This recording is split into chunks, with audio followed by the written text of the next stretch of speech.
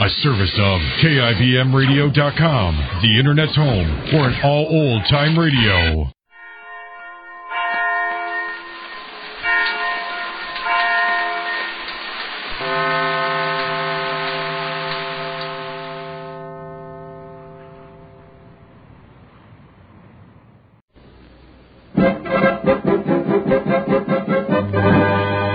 Jerry of the Circus.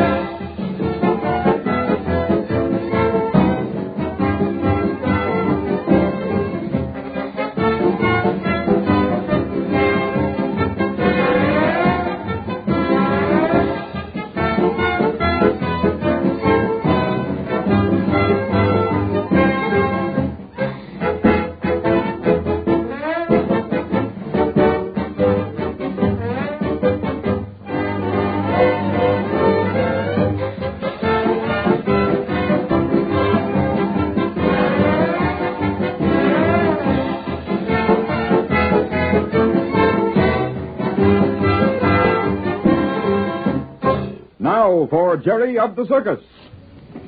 Well, the tents are all up and ready for another day's work, Rags. You know, I never get tired of watching them set up. It sure is interesting. Now what? Who do you see? Oh, I see. It's Olson.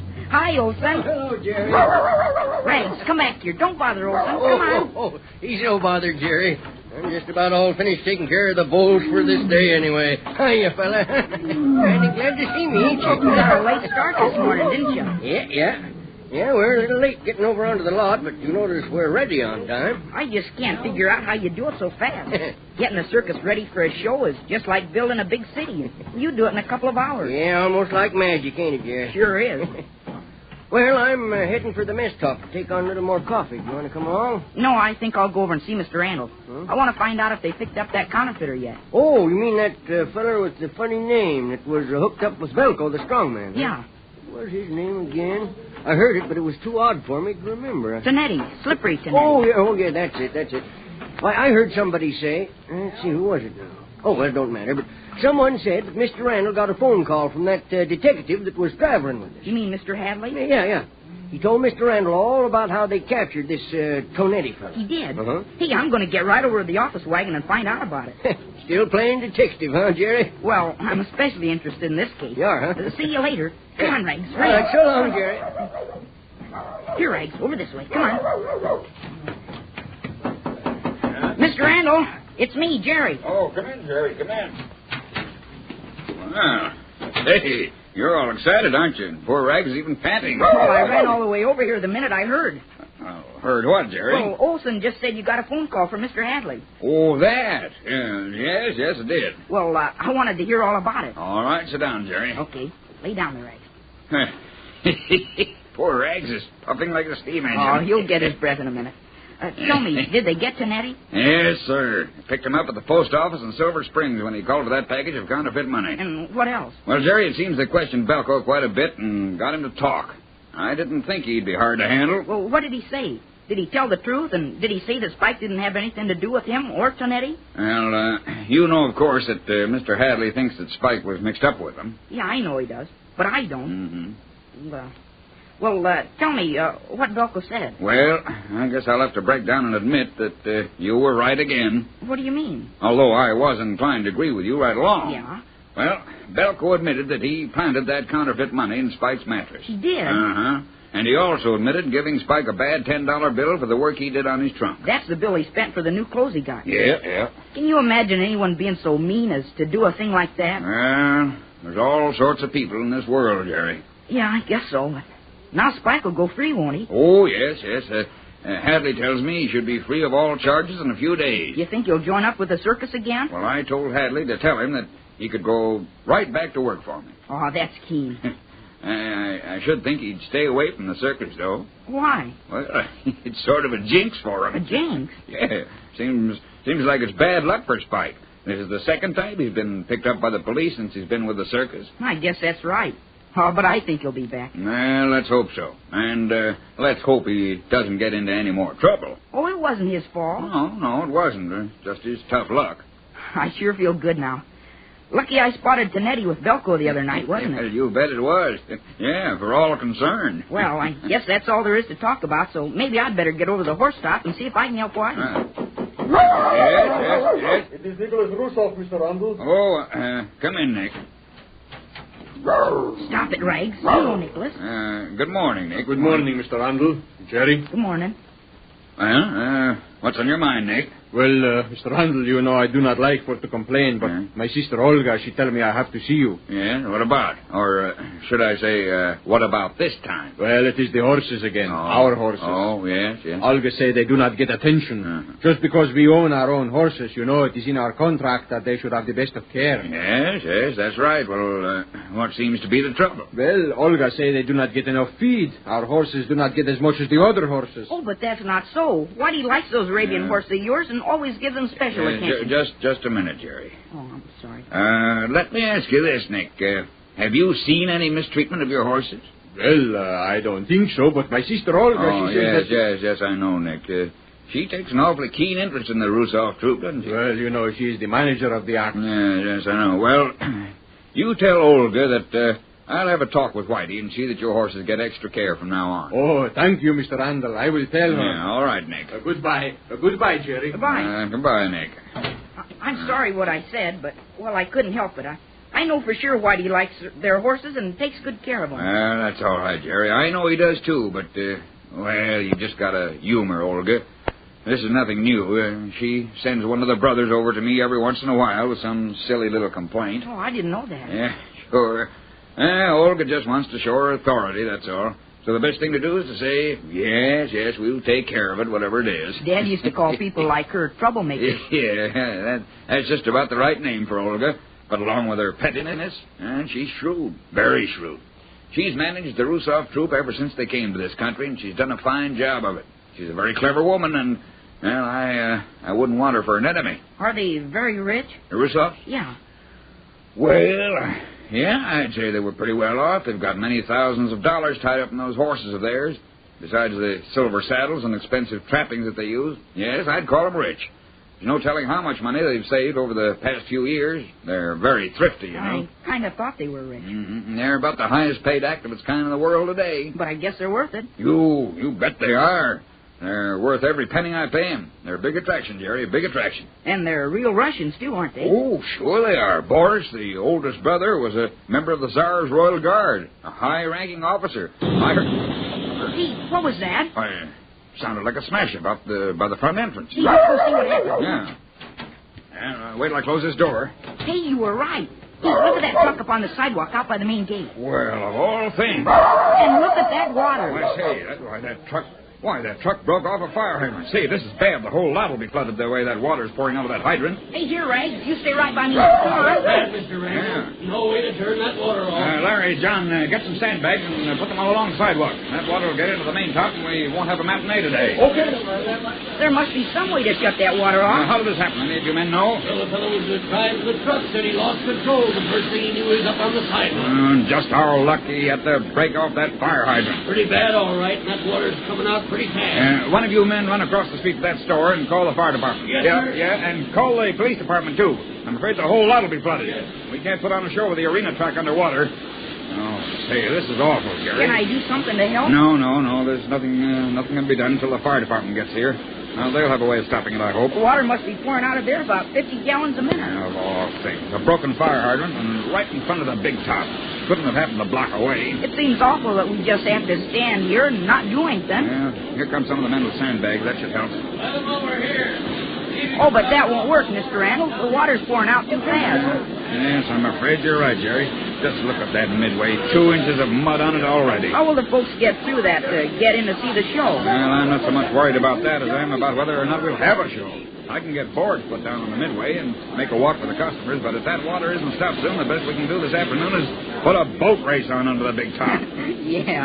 Say, it's no laughing matter, Jerry. I know it. I'm sorry, but you said that so funny. Well, it's true, Jerry. There'll be a lake in there in a few more minutes. Hey, listen. What is it, Jerry? Can't you hear 'em? Hear who? The fire department. Hey, listen. Oh, good. Oh, say, but I'm afraid they're too late. A lot of water got into that lot and under that big top. Hey, look at them come. It sure doesn't take them long. Here comes the fire department now, Mr. Ray. Yeah. Yeah, I hope so. Hey, look, they're opening that iron cover across the street. Yes, huh? That's where they turn the wire off. Yeah. Yeah, that slows it down all right. Yeah, that's it, all right. There, it's all fixed. Didn't take them long once they got here. Yeah. Here comes the chief, Jerry. I want to talk with him. Chief! Chief! Yes, sir. You call me? Yes, Chief. I'm the owner of this water-soaked circus here. Oh, Mr. Randall. It's too bad. Sure flooded your lot. Yeah. One of those unfortunate things that can't be helped. Yeah, I was just going to ask you if there isn't some way we can get that surface water off the ground, especially in the main tent. Yes, I think we can help you out all right, Mr. Randall. We get through, you might get a load or two of sand and spread it around before you put the sawdust down. Yeah, what do you have in mind to do? Well, we'll get some pumps working and pump out the best part of the water. Of course, the ground will be pretty muddy even after we get through. Yeah, that's what I was thinking. By the time the elephants trot around on that soft ground, it won't be fit to work on for the rest of the act. You're working against time, too, aren't I you? should say we are. Less than 3 hours until matinee time. I hate to call it off. Well, I'll get my men on the job as fast as I can. I'll have the pumping apparatus over here and working within 15 minutes. Thank you, Chief. Not at all, Mr. Randall. Glad to help. He sure is nice, isn't he? Yeah, very accommodating. Well, come on, Jerry. I've got a lot to do. Come on, Max. Well, where are you going now, Mr. Randall? Well, I'll have to look up Murray and see if we can get some sand to spread around under the big top when they finish with the pumping. The water's even running way over this way. Yeah? Hey, and look, there's a lot of it draining down toward the horse top. And that's a mess, Jerry, and it's a shame, too. We got a nice break in the weather, and then this had to happen. I don't think you'll have to call off the matinee, though. We'll just have to wait and see what kind of a job the fire department does in pumping out that water. There, Mr. Randall. Hello, who is it? Oh, it's you, Olson. Have you seen Murray? Why, saw him over by the horse top with Whitey. Yeah. Oh, hello, Jerry. It's a fine puddle we've got under the big top. Mm-hmm. Yeah, the fire department's going to pump out the surplus water.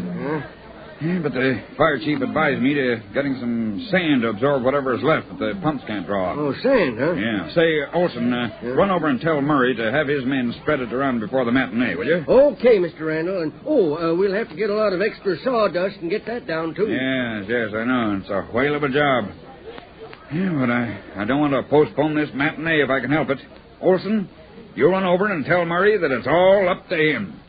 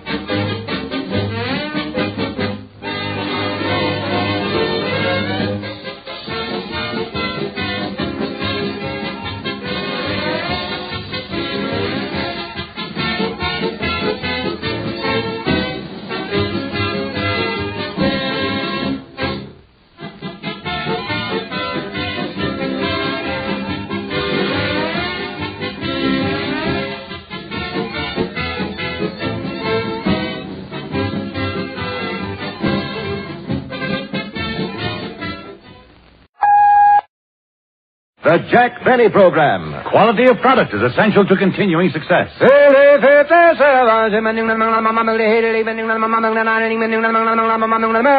It takes fine tobacco to make a fine cigarette. And first, last, and always, Lucky Strike means fine tobacco. LSMFT, LSMFT, LSMFT. Remember, year in, year out, Lucky Strike means fine tobacco. And in a cigarette, it's the tobacco that counts. Season after season, at auction after auction, independent tobacco experts, auctioneers, buyers, and warehousemen can see the makers of Lucky Strike consistently select and buy that fine, that light, that naturally mild tobacco. Fine, light, naturally mild tobacco. Yes, Lucky Strike means fine tobacco. And fine tobacco means real deep-down smoking enjoyment for you. So smoke that smoke of fine tobacco, Lucky Strike. American.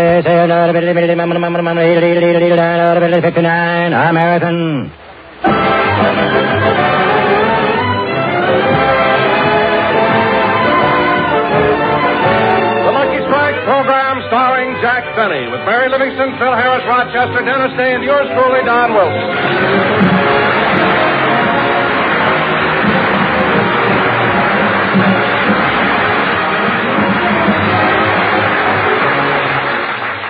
Now, ladies and gentlemen, we take you back 15 minutes.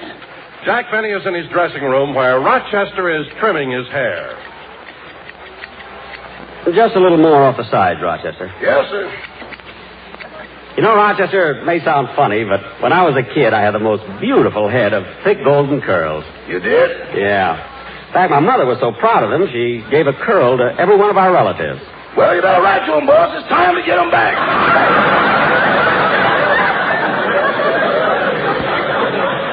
Yeah.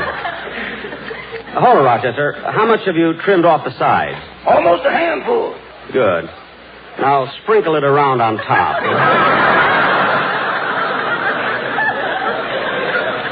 Thanks. What are you laughing at? This ain't no haircut. It's a landscaping job. Well, it's a little trick I learned in agricultural school. Good old Bandini Tech. Yes, sir. I better start shaving you now. Roger, I thought you said you forgot my shaving cream. I did, but this stuff will work fine. Well, I don't know. Are you sure it's good for shaving? Yeah, it says so on the box. Does everything.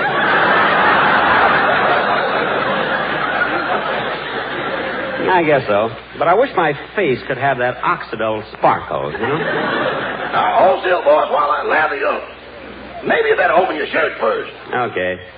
There you are. Say, boss, why do you wear that penny around your neck on a string? It's for sentimental reasons, Rochester. This is the first penny I ever owned. You know that dollar I have framed up in my bedroom? Uh-huh. That's the first dollar I ever owned. You know that picture of my Maxwell that hangs in the den? Uh-huh. That's the first car I ever owned. That's the first car anybody ever owned.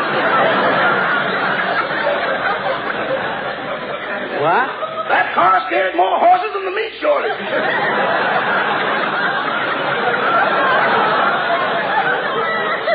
No, I don't know. Now, hurry up and shave me, Rochester. Okay. Hold still while I lather you up. Rochester, you have to use that much. Hold still, boss. There, that ought to be enough lather. Now, where's it? Come in. Hiya, Roch. I was just passing by and Say, that looks wonderful. Phil, stop trying to blow the foam off. It's me.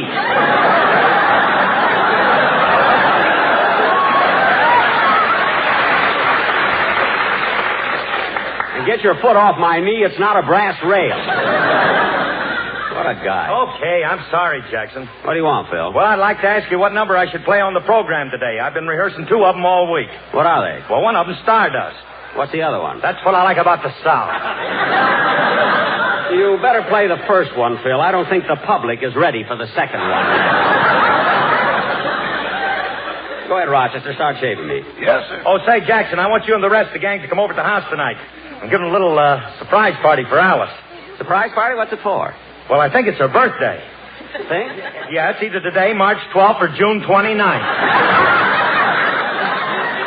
Phil, for heaven's sake, you mean to tell me you don't know when Alice was born? Look, Jackson, I'm her husband, not her mother.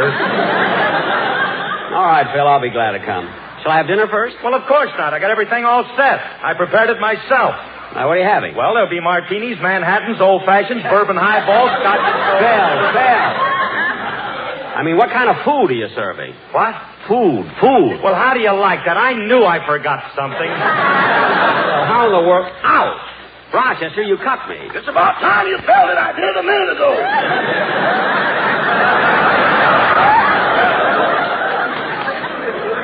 Well, why didn't you tell me? I thought you were dead. Don't be funny. Did you cut me bad? It's nothing, boss. I just nipped the stem off your Adam's apple. Clumsy thing. Now I have to buy a collar button.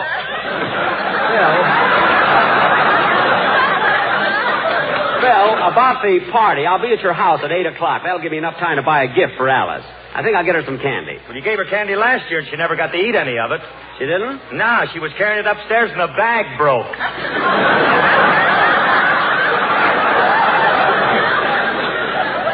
Gee, that's a shame. And those jawbreakers roll so. I'll have them put in a double bag this time. Uh-oh. What's the matter, Rochester? Did I cut you again? Can't you tell? Well, it would help if you'd bleed a little.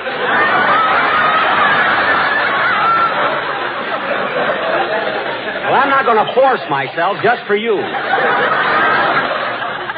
Say, Phil, what are you giving Alice for her birthday? Hey, Jackson, I got it right here in this little box. Let me show it to you. There. Ain't that a pretty? Oh, Phil, what a beautiful gold locket. She'll love that. Well, open it up, Jackson. There's a picture inside. No, I'd rather not, Phil. Alice should be the first one to see it. Well, we don't mind, Jackson. You're like one of the family. Go ahead. Open up the locket. Well, all right. Oh, now, isn't that sweet? A picture of Petrillo.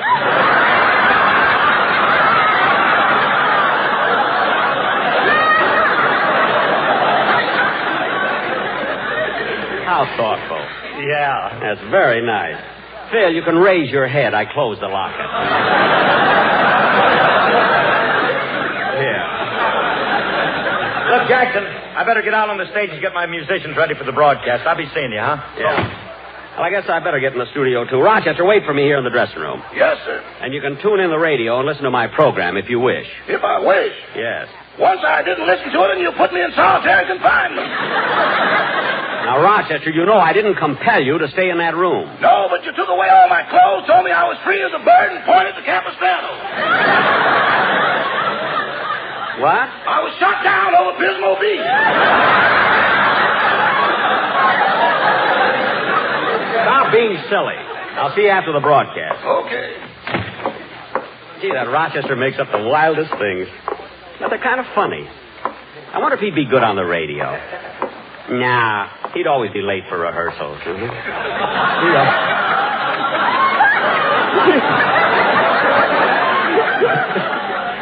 Gee, I hope we have a good show today. Oh, Mr. Benny, excuse me. Well, hello, Mr. Kitzel. Pardon the intrusion, but last week you promised me a ticket for your broadcast. Oh, yes, I have one right here in my pocket.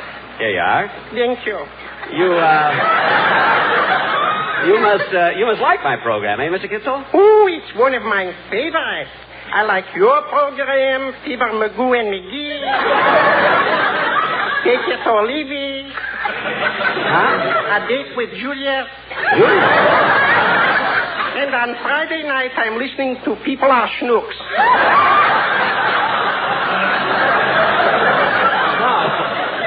No. You mean people are funny. With this ticket, I'll soon find out. Oh, yes. Well, you better hurry in. I'll save you a seat in the first row. Laugh as hard as you can, will you? My heart is broken, and it tells me I should laugh. Your heart is broken? Why? Because yesterday, my alma mater didn't win the football game.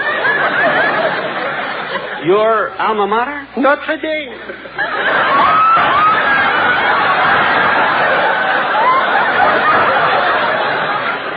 Oh, did you go to Notre Dame? Do you remember the Four Horsemen? Yes. I was the stable boy. Well, you better hurry, Mr. Kitzel. It's time for the show. Okay. Goodbye. Goodbye. Hey, Jackson, we're all set. Okay, Phil, let's go.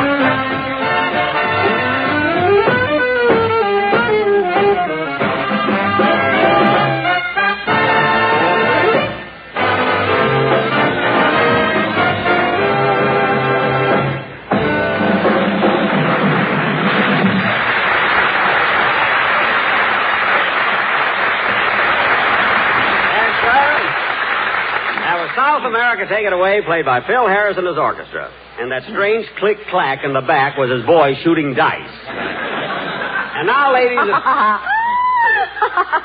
Thanks, Mary. I thought that was pretty clever myself. That strange click-clack in the back. I wasn't laughing at that. What? I was reading a letter from Mama. Oh, a letter from your mother, eh? Well, what does the Hildegard of Plainfield have to say?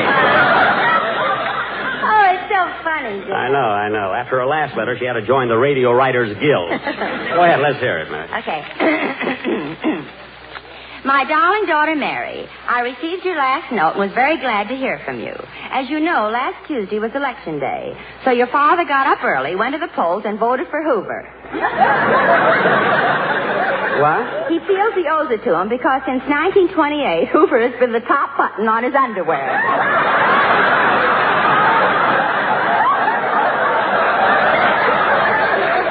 That's what I like about your father. He's so loyal. Go on, Mary. Your sister Babe has become a career woman and now has a very novel job. She's a lifeguard at one of those new fountain pen companies. A lifeguard at a pen company? If anyone writes help underwater, she dives in and saves the pen. What a girl. Babe also received a lot of money from a picture studio in Hollywood. She sent a photograph of herself in her bathing suit, and they sent her a check for $5,000. Your sister, Babe? They said her legs gave them the idea for the spiral staircase. I knew she could do it. Say, Mary, does Babe still go with that slap-happy prize fighter? No, she couldn't stand it any longer. Why? What happened? Well, they'd be sitting in the living room, and every time the phone rang, he'd jump up, shake hands, and give her a right hook to the jaw. Oh, well, then I don't blame her. Well, Babe didn't mind getting hit, but she had to keep him training all the time. Well, go on with the letter, Mary. Okay. Last Saturday night, Pop and I went to a big formal affair. Aunt Edie's silver wedding. Gee, has your Aunt Edie been married 25 years? No, 25 times. Oh. Now, don't interrupt anymore, Jack. Okay. And Mary, speaking of Aunt Edie, do you remember little Harold, who was the ring bearer at Aunt Edie's first wedding? Well, that's the one she's married to now. What do you know? Outside of that, Pop and I haven't done much. Although last week we went to the movies and saw Merle Oberon in a wonderful picture. Gosh, she's beautiful. Your father took one look at her, then looked at me, and when we got home, I realized what Babe went through with that prize fighter.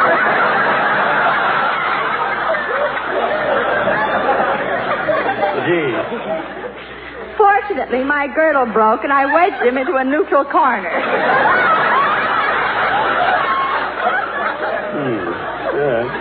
Some more, is there? Oh, yes. Go ahead.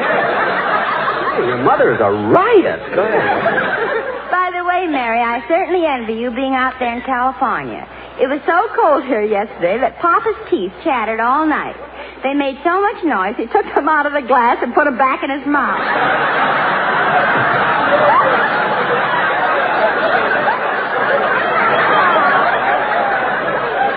Mother's a card. What a family. That's all for now. We'll write again next week. Your loving mother, Amber Livingston. Hey, that's a nice letter, Mary. Oh, wait a minute. Here's a P.S. I suppose Jack will start writing to us again now that airmail is down to 5 cents. What does she mean, 5 cents? I can get Rochester to fly it there for nothing. That's a good one. I don't see anything funny about that. Neither do I, Jackson. You don't? No. Rochester and his crazy jokes. Now, kid. Come in. Hello, everybody. What's cooking? Oh, hello, Dennis. Dennis, you're a little bit late. Where were you? Well, I'd have been here earlier, Jackson, but I stopped across the bar in a bar. You gotta live, bub. You gotta live. Stopped across a bar in a bar? That sounds like Kiss Squeeze Sandwich, you know? Oh, boy, am I dizzy.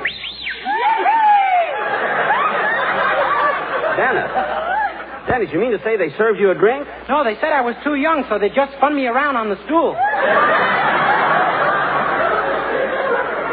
Oh. Hey, Livy, how about you and me painting the town? Dennis! What's eating you, bub? You want to fight? A fight? Hey, Phil, how about an Alka-Seltzer? You don't need one! Dennis, what's the matter with you? All they did was spin you around on a stool. Yeah, but they held my head in one place.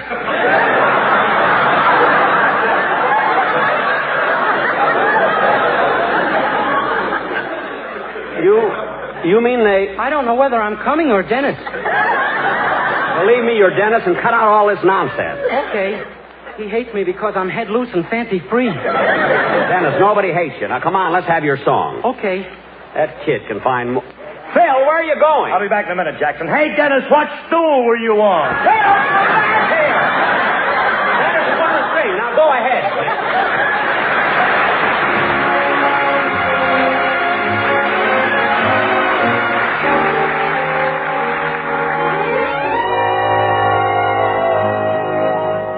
Somewhere in the night there must be someone for me. Somewhere in the night, who knows where somewhere may be, across the way, or maybe way beyond a distant star. I wish I knew just where and who you are. Somewhere in a dream I find her here by my side. Then when I awake, my dream drifts out with the tide. My lonely heart keeps saying to me, no, this doesn't seem right. There must be someone somewhere in the night.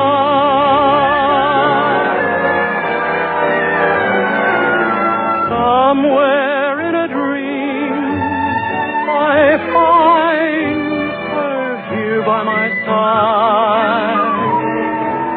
Then when I awake, my dream drifts off with the tide. My lonely heart keeps saying to me, no, this doesn't seem right. There must be someone somewhere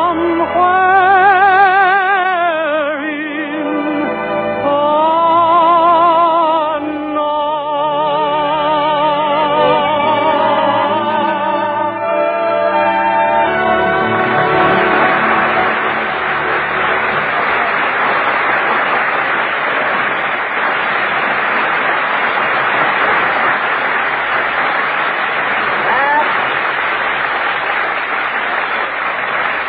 That was Somewhere in the Night, sung by Dennis Day. And, Dennis, you sang that beautifully. I wouldn't know. I'm loaded. You're not loaded. And I don't want to hear any more talk like that. You ought to be ashamed of yourself.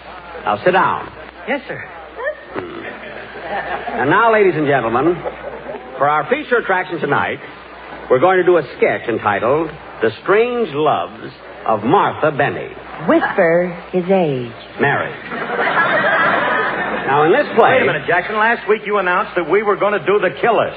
Well, we were, but I'm going to postpone it until 2 weeks from tonight. Why'd you do that, Jack? Because Mark Hellinger, the producer of the picture, asked us to wait 2 weeks before we louse it up.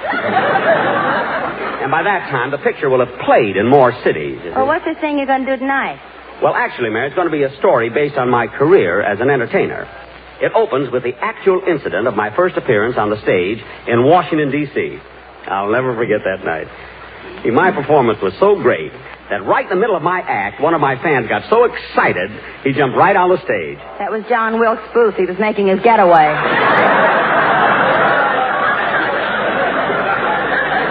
Kiss squeeze, kiss squeeze.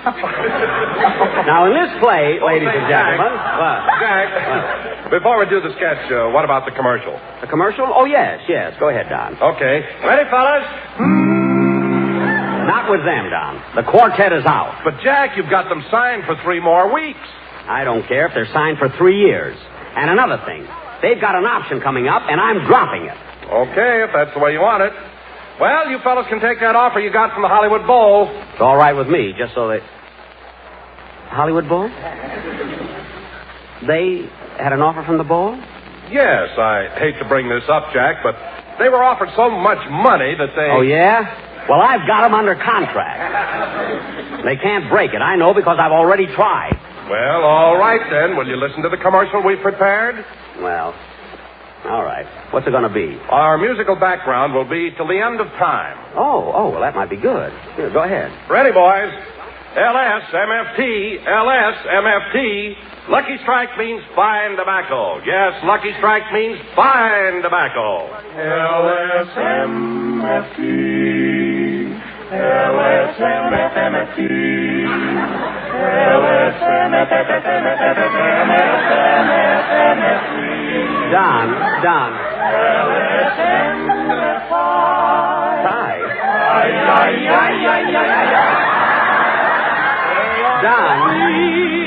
Don, that isn't it. Don, that isn't what I want. Wait a minute, fellas. Don, just a minute, fellas. Wait. Don,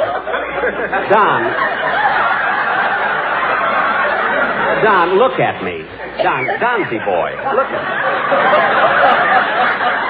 Don, Don, I'm being nice. Look, Don, I'm smiling.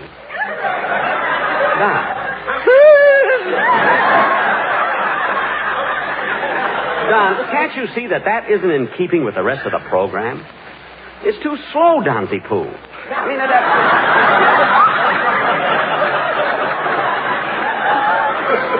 it has no pep. Well, Jack, if you want something lively, just listen to this. What? The William Tell Overture. Hit it, boys. LSMFT, what is hope for me? LSMFT, coffee for free, and easy on the draw. Wait a minute.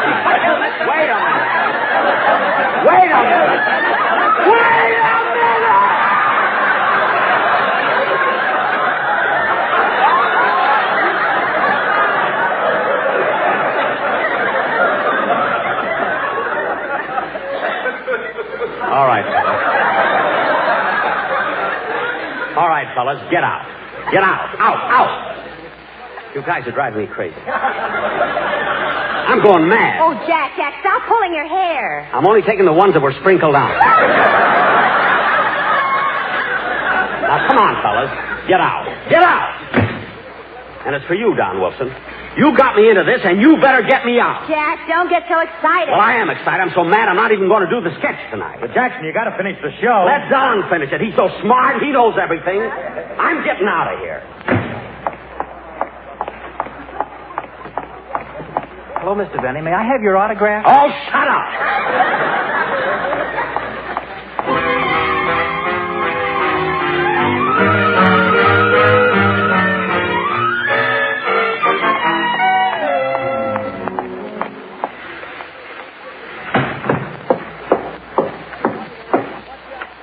What do you have, mister? How much is a scotch and soda? 75 cents. How much is a bourbon and Coke? 60 cents. Well... Come on, buddy. Come on. What do you have? Just spin me around a couple of times. Okay, buddy. Here you go. Now hold my head!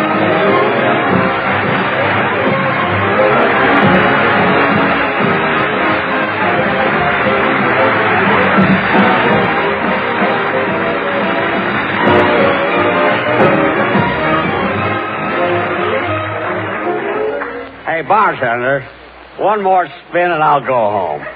Okay. Once more. Excuse me a minute. Now, will you gentlemen have the same as usual? Well, look who's here, my old buddies, my pals. You know what, fellas? I've been mean to you. Yes, I have.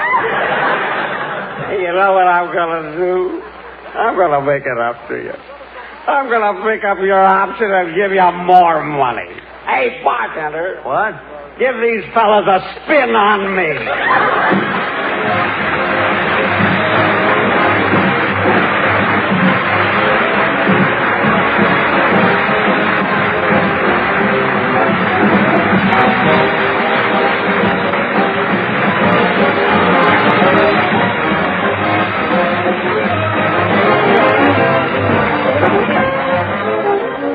Ladies and gentlemen, saving bonds are vitally important in the nation's battle against price inflation and for the future and welfare of us all. It is important that we, who have developed habits of thrift during the war, continue to build financial security for ourselves and our children. Protect your future. Buy extra bonds now. Thank you.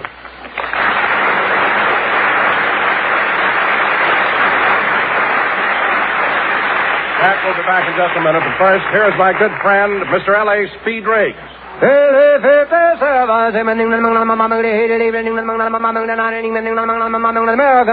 Make no mistake, in a cigarette, it's the tobacco that counts.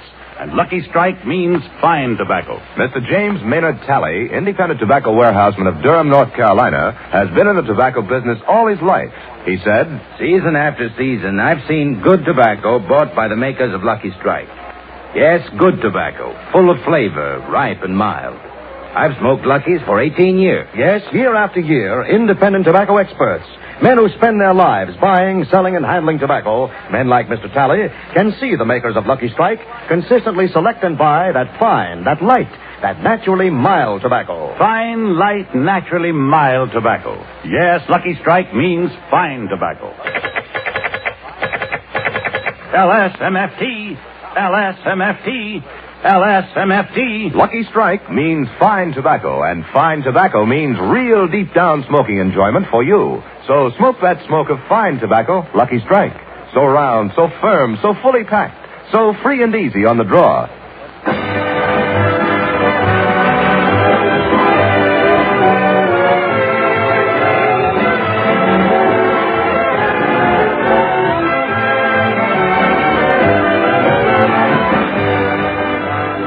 Ladies and gentlemen, we'll be back with you next Sunday at this time when our guests will be Mr. and Mrs. Ronald Coleman and Leo DeRocha. Good night, everybody.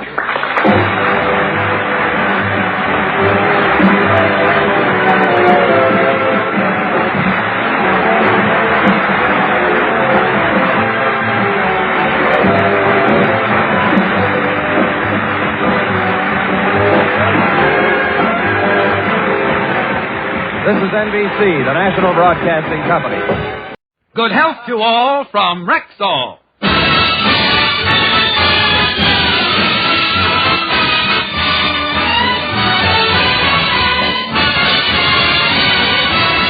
Yes, it's Sunday, time for the Phil Harris Alice Faye Show, presented by the makers of Rexall drug products and 10,000 independent Rexall family druggists. Good evening. This is your Rexall family druggist, taking a little time from behind the prescription counter this Sunday evening to speak for all 10,000 of us. The 10,000 independent druggists who have added the word Rexall to our own store names. You can always tell us by the orange and blue Rexall sign on our windows. The sign means that we carry the 2,000 or more drug products made by the Rexall Drug Company. They range all the way from aspirin to penicillin, and they're as fine and pure and dependable as science can make them. We independent druggists recommend them to our customers because we know you can depend on any drug product that bears the name Rexall. Good health to all from Rexall.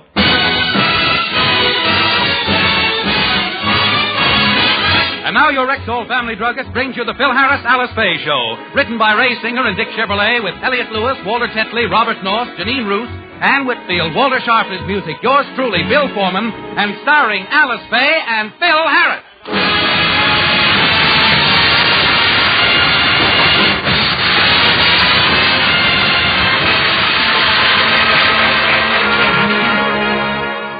For the past 3 weeks, Alice and the children have been after Phil to take them on a picnic.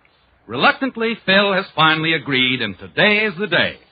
The family arose at 6, and as we look in, we find them at the breakfast table. Just one more spoonful, honey, and you'll be all finished. Now open your little mouth and I'll... Mommy, when do I eat? As soon as I finish feeding your daddy.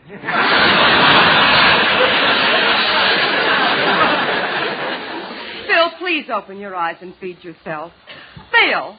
Phil, wake up! Huh? What? Oh, it's you, Alice. Where are we? We're at the dining room table. When do we eat? You already ate. Oh, delicious dinner. Now, if you'll excuse me, I think I'll go to bed early tonight. Now, don't forget, kids, we're all getting up bright and early tomorrow to go on that picnic. Daddy, today is the day we're going on the picnic. And we'd better hurry. It's 6:30 already. 6:30? Ooh, what you said. Now, go stand in the corner. 6:30. I haven't been up this early since I used to go to bed this late. Why did we have to get up in the middle of the night like this? Well, it was your idea, Father. You're having an early band rehearsal so we can get started at 9 o'clock. Hey, that's right. You know, I told the boys to be at the studio at 7:30. Try not to be long, Daddy. Gee, we can't wait to get started. Oh, boy, we're going to have a lot of fun at Girls, the picnic. please. Gee whiz, not so much noise at this hour of the morning. My delicate little ears are not orientated yet. Now, let's keep everything nice and quiet and sedate. Good morning, Philip.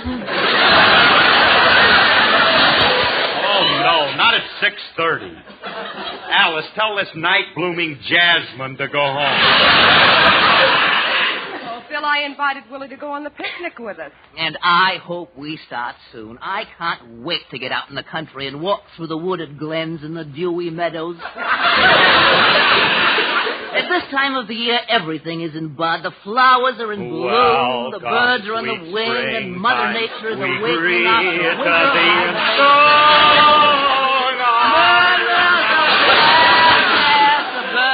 Thank you, Madam Schumann. Hi. You certainly get carried away with things, don't you? You just... Wait a minute. I just got my eyes focused on you. Willie, what are you wearing? My Bavarian hiking outfit. Oh, get the rig on the little hofbrow. Willie, I wish you wouldn't wear that costume. Why not? We're going to a picnic, not a bun meeting. Certainly. Look at him in those short pants. Hey, Willie, are those muscles in your legs or are your socks lined with walnuts?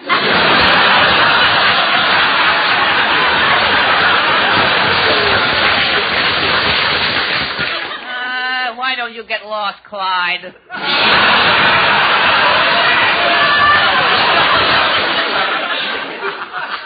Why, William? You're stealing my character. Yes, indeed. Good evening. This is your Rexall family druggist taking a look. Down, Rex. And take that aspirin with you. So you'd better get down to your band rehearsal. In the meantime, I'll start making our picnic lunch. And remember, Phil, don't invite anybody else. Just the 5 of us are going. Okay, honey, I'll be back in an hour or so.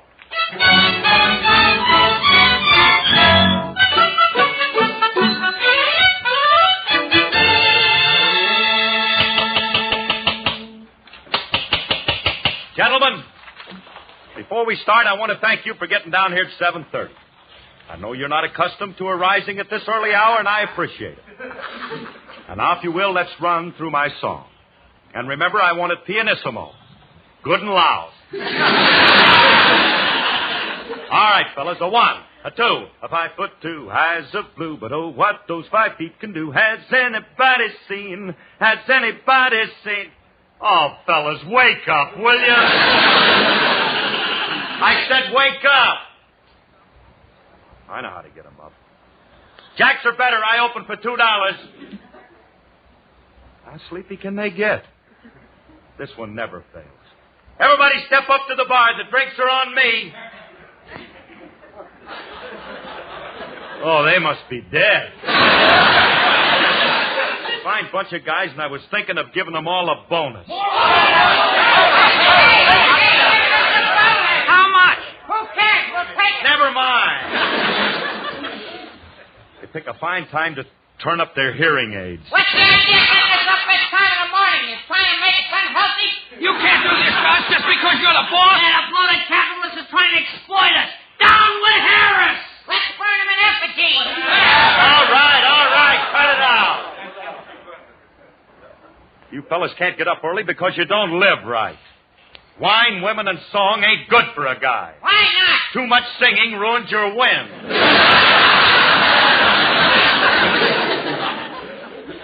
If you lived like normal human beings, you wouldn't have any trouble. The only one in the band who I didn't hear gripe is Remley, and you know why? Yeah, he ain't here yet.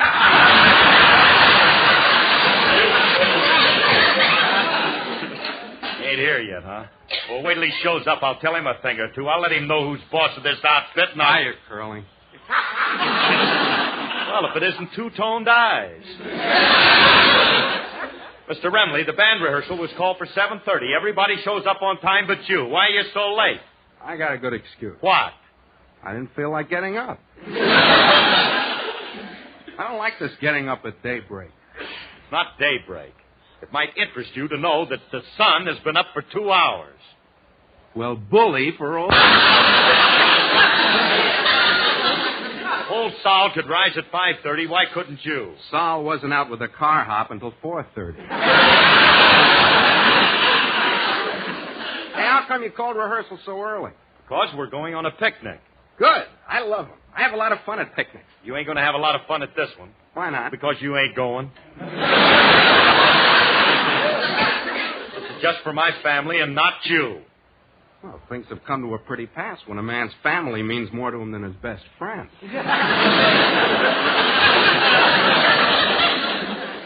After all the years we've been pals, the things we've done together, you prefer your family to me. Why? Why? Francis.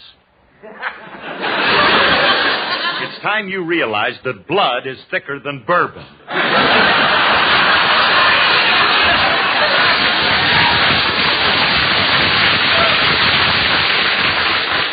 Look, Remley, it's not me. Alice doesn't want you. Alice who? All right, now let's get to work. Now get your guitar. We're going to run over my number. I don't feel much like playing. Well, you're going to play anyway. Now give me an A on that thing.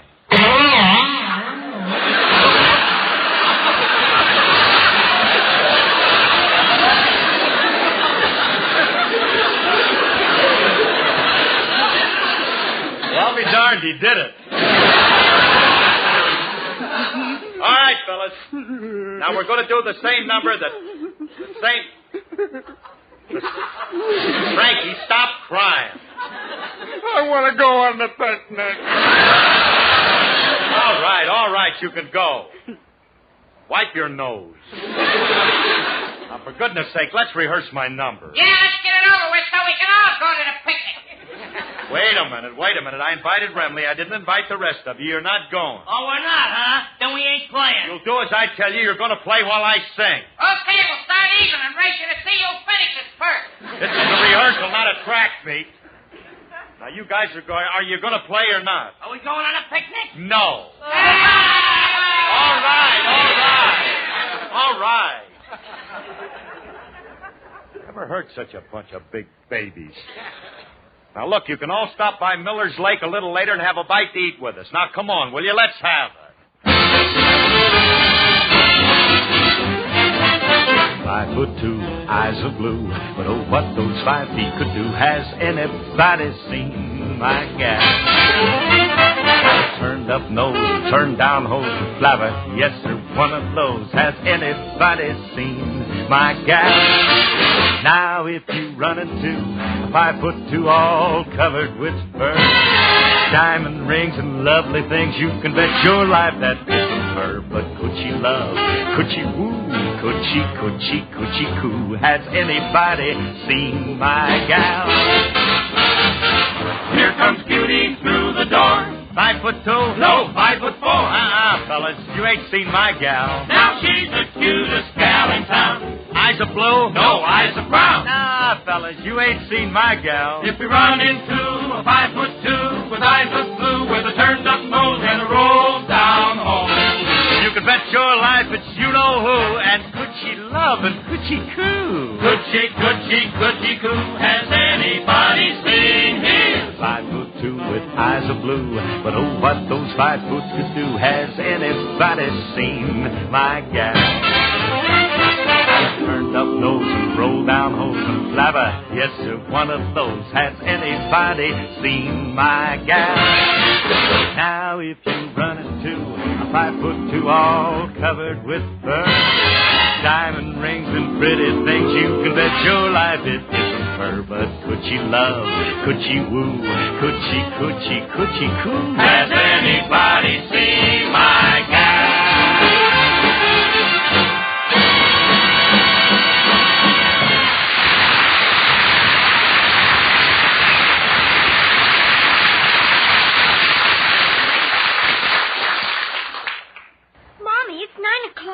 When is Daddy coming home? Oh, I hope he gets here soon. I have the lunch all packed, and I'm so anxious. Hey, honey, it's me. Are you all ready to go? Oh, yes, and I'm glad you got home early. Oh, it'll be a nice outing for us. Willie and you and me and the children. We'll have a wonderful time, won't we, darling? You said it, sweetheart. Oh, it's you, Frankie. Well, you'll have to excuse us, Frankie. You see, we're going on a picnic. Just the family. The children. We don't want any outsiders. That's the way it should be, Mom. We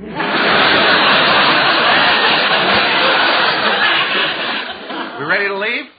Phil, this picnic was supposed to be just for the family. Why did you have to ask anybody else? You can invite Willie, I can invite Frankie. One bad turn deserves another. Oh, honey, surely you don't mind Frankie coming? Don't begrudge the kid a little pleasure. After all, this poor, woe-begone waif has no family, all alone in the world. And All right. Little orphan Annie can come. You won't regret this, ma'am.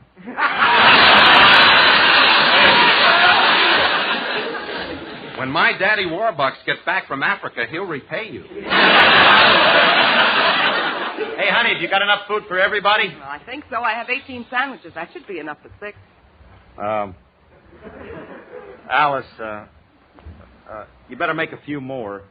How many more? 120.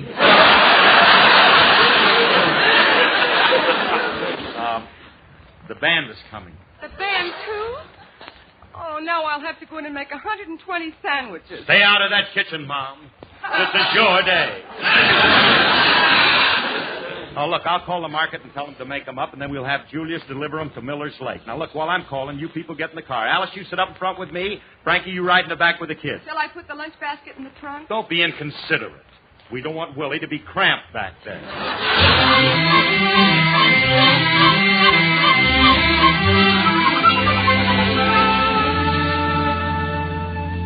Oh, Phil, I'm glad you parked here.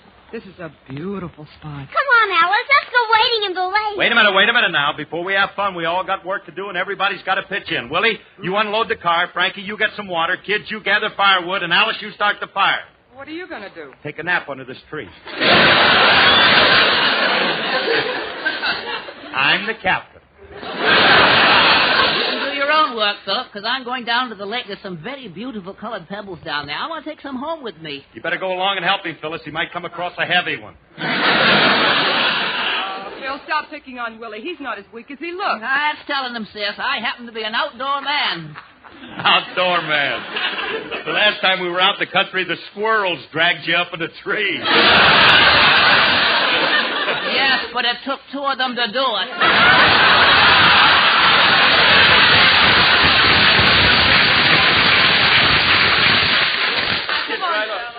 Come on, let's get to work. Frankie, will you take the food out of the car and spread it out over there? Well, there's a lot of ants and flies around. Well, I have some DDT in the car. Get it and spray all around, huh? Okay. Hey, honey, we forgot to bring ice to keep this milk cold. It'll turn sour. Oh, no, it won't. Just take the bottle of milk and put it in the lake. That'll keep it cold. Okay. Well, now that I've got them all working, I think I'll be the captain and take a nap under the tree. Gosh, it's a beautiful day.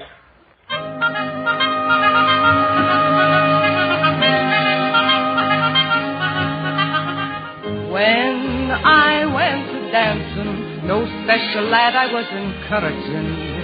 Every likely laddie was my heel and fling. No glance I was glancing. Well, nothing really was to mention. Hoping, watching, waiting for the real thing. Though they spoke me soft in the moonlit dark, they one would do. Till it came to pass to this lucky last, in the fling I was flung with you. Oh, now my heart is prancing, nothing about you I'd be altering. The years I'll weather in the hammer on the head with my one and only healing flame.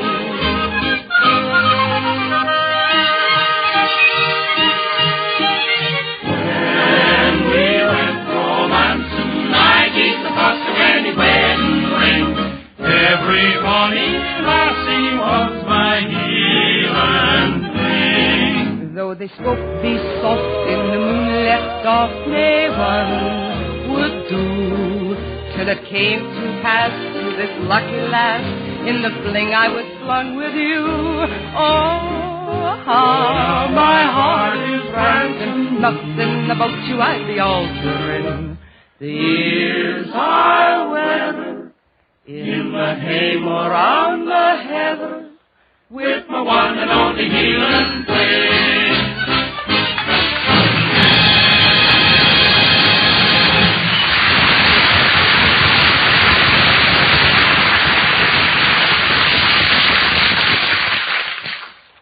Fine thing. I'm working my little fingers to the bone. She's lying there singing.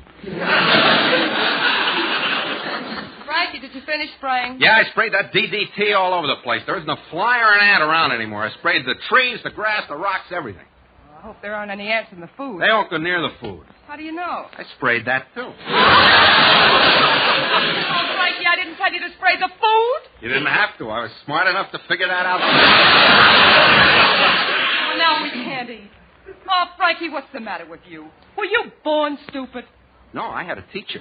Gee, Alice, I didn't... Hey, honey, I put the milk in the lake like you told me. Oh, thank goodness somebody did something right. There's only one thing that bothers me. What? When we're ready to use it, how do we get it back in the bottle? Oh,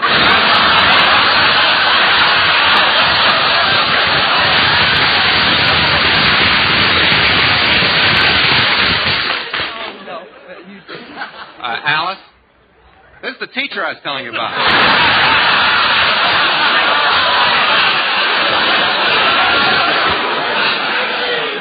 Oh, this is a fine picnic. You pour the milk in the lake and Frankie sprays the food with DDT. Nah, don't get excited, Alice. I'll fix the sandwiches. I'll take them down to the lake and wash them out.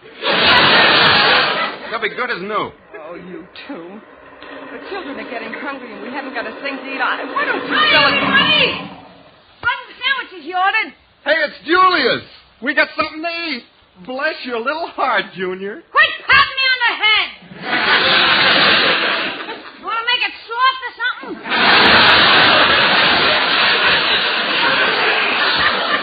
Good old Julius. Oh, Julius, you don't know how glad I am to see you. I could kiss you, kid. You lay one liver lip on me, Mac, and I'll let you have it.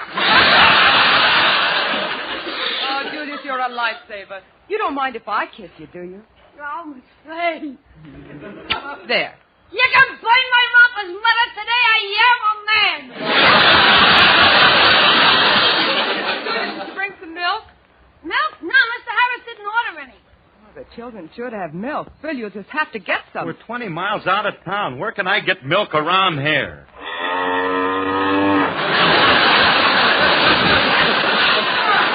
Elsie! A Borden bovine. Yeah. Shall I have a try at her, Lum? Okay, you try her, Lum, and I'll try her, Abner.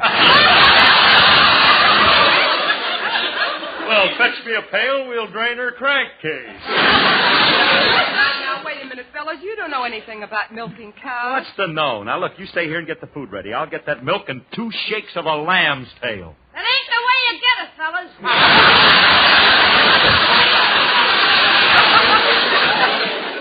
Are you guys really going to try to milk that cow? Sure. Oh, this I got to see. I'm going with you. All right, come on. Now, Phil, please be careful. Careful. I think it's a big project to milk a cow. I know what I'm doing every minute.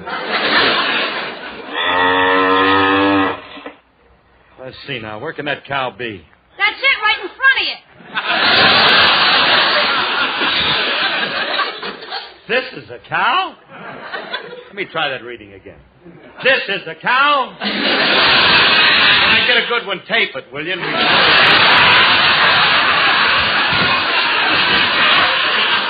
ahead, I give up, Julius. I'm sorry I took your line. She looks like a blind date I once had in Pomona. Hey, Remley, put the pail under and let's get the milk. Under where? You don't know nothing. Put it under the rudder.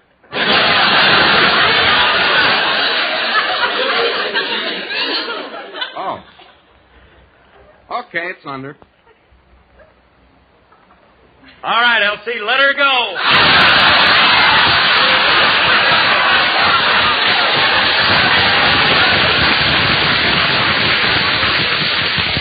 2 quarts, Elsie, and make it homogenized. Is the pail filled up yet, Remley? She ain't given. No, I wonder why. You forgot to say please. Oh, quiet. All right, Elsie, we're waiting. Come on, cow. Stop horsing around. Oh, try, will you, Els? All we want is 2 lousy quarts. You don't have to put no cream in it.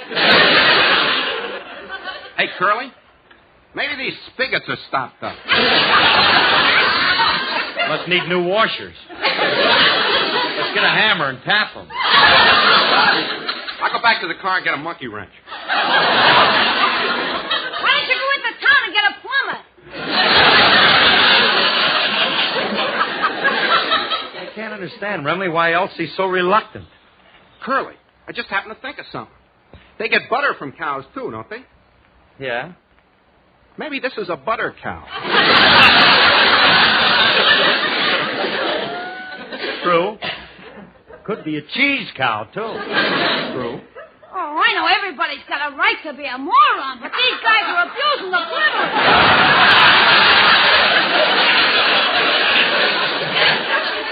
Let me at that cow. I'll show you how to milk her.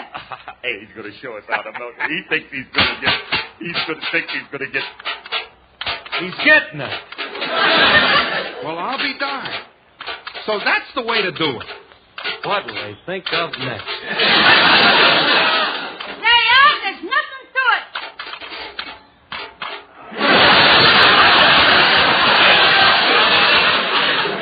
How do you like that? 2 quarts in 3/4 time.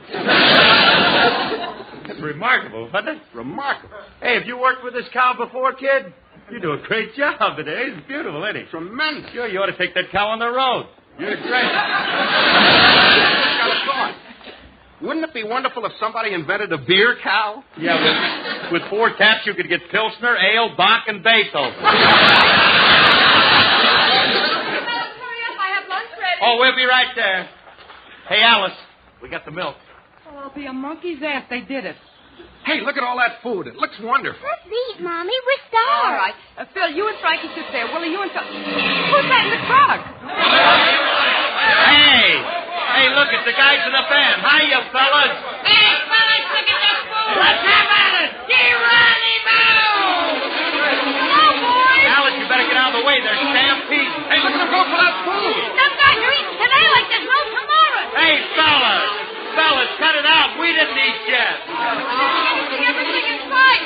Bill, hide the children. Fellas, let's let to eat. Let's go, thanks.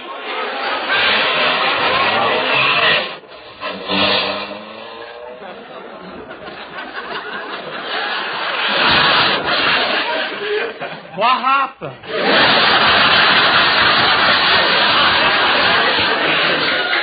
They ate everything, including the lunch basket and 2 tires off of your car. They didn't leave a thing. Hey, Curly. What? Wasn't Julia sitting here a minute ago?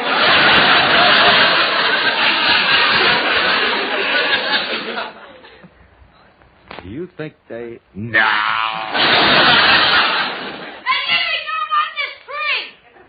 That pack of cannibals, they ate the coke right off my back. That's what you get it. Oh, what a day. Come on, Phil, let's go home. It's been a miserable picnic. Oh, no, honey. It hasn't been as bad as you'd think. It's only... Willie, will you stop scratching yourself? What's the matter with you? Well, I don't know, Philip. I seem to be itching and I have the bumps all over my body. Willie, you've got poison ivy. You see, Alice, every cloud has a silver lining.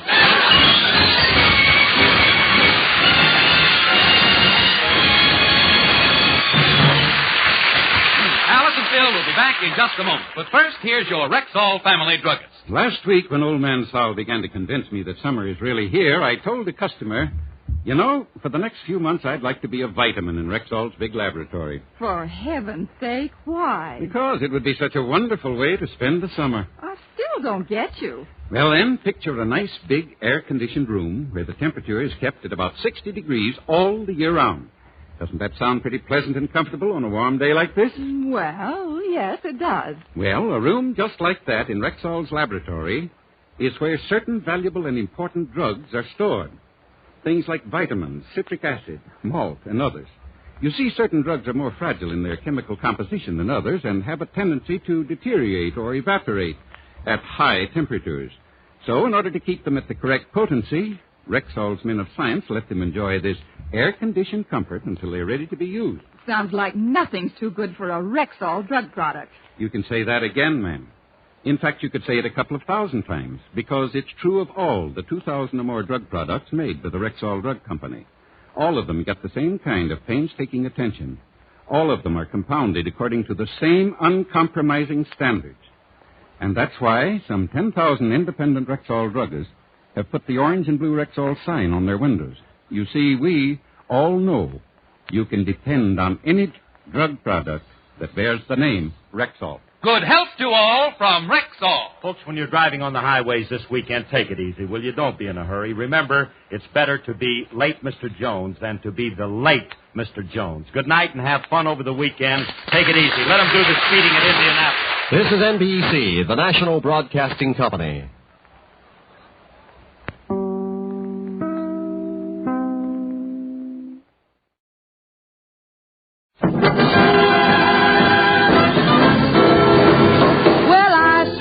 Me too. So do I. How about you? Yes, it's the new Swan Show with our great singing star, Doris Day. Well, I Swan. A new singing favorite, Bill Farrow. That's me. Our guests, Jack Benny, Irene Ryan, the Four Hits and a Miss, the new Les Brown Band. We use Swan exclusively. How about you? Yes, how about you? Who, me? My name is Robert Hopalong Hope.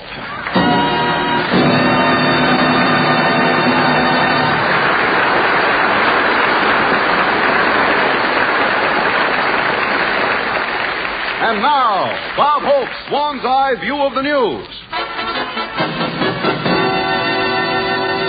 Princeton, New Jersey. Hurried conferences and frantic alibis were the order of the day here as the nation's poll takers sought to explain their disastrous error in predicting the results of last week's election. Dr. Gallup was amazed at the outcome, but he wouldn't admit he was wrong. Last night he was still peeking into the White House window and singing, "Maybe You'll Be There."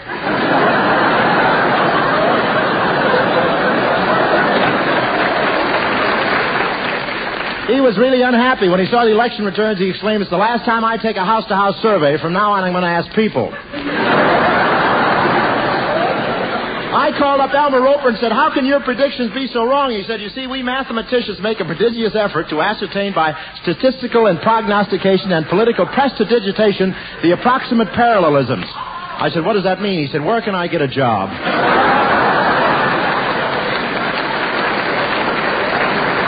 And last Tuesday night, Drew Pearson said over the radio, "I predict Dewey will be elected by 10:30. At 11 o'clock, he said, "I predict Dewey." At 12, he said, "I predict." The next morning, he said, "Ay.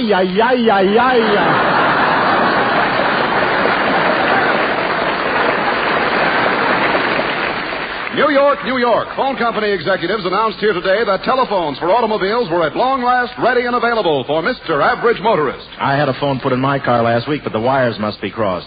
Every time I step on the starter, the spark plugs give a busy signal, and the receiver squirts a quart of hot oil in my ear.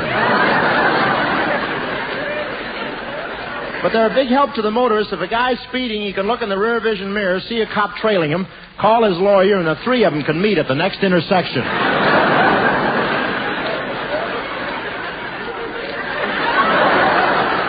But think what it'll be like later on when cars have telephones and television, too. A guy's driving along, his wife calls up and says, honey, bring home a head of lettuce, some carrots, a cucumber, and get that tomato out of your car. Washington, D.C. The greatest ovation in the history of the nation's capital greeted President Truman as a crowd of 750,000 cheered his triumphant return to the White House. Yes, sir, was at a reception. From every window they were throwing confetti and old cabinet members. And the world will long remember President Truman's historic words when he returned to the White House. He said, it's okay, Bess, you can send the laundry out now. When Harry got back to the White House, he started hanging up his coat. Governor Warren stuck his head out of the closet and said, I'll be out of your way as soon as I pack up my oranges. The Democrats did so well in that election, they're even coming out with new products named after the president. They got a new thing now called the Harry Truman Popsicle. It's a frozen Republican on a stick.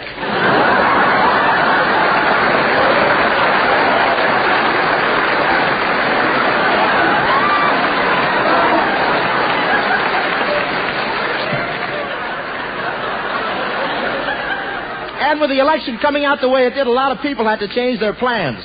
Now Margaret Truman has to go back to the White House, and she had it all set to be the fourth Andrews sister. The three candidates have really changed their tune since the election. Truman's changed from Missouri Waltz to It's Magic. Dewey's humming Say It Isn't So, and Wallace is singing On a Slow Boat to China.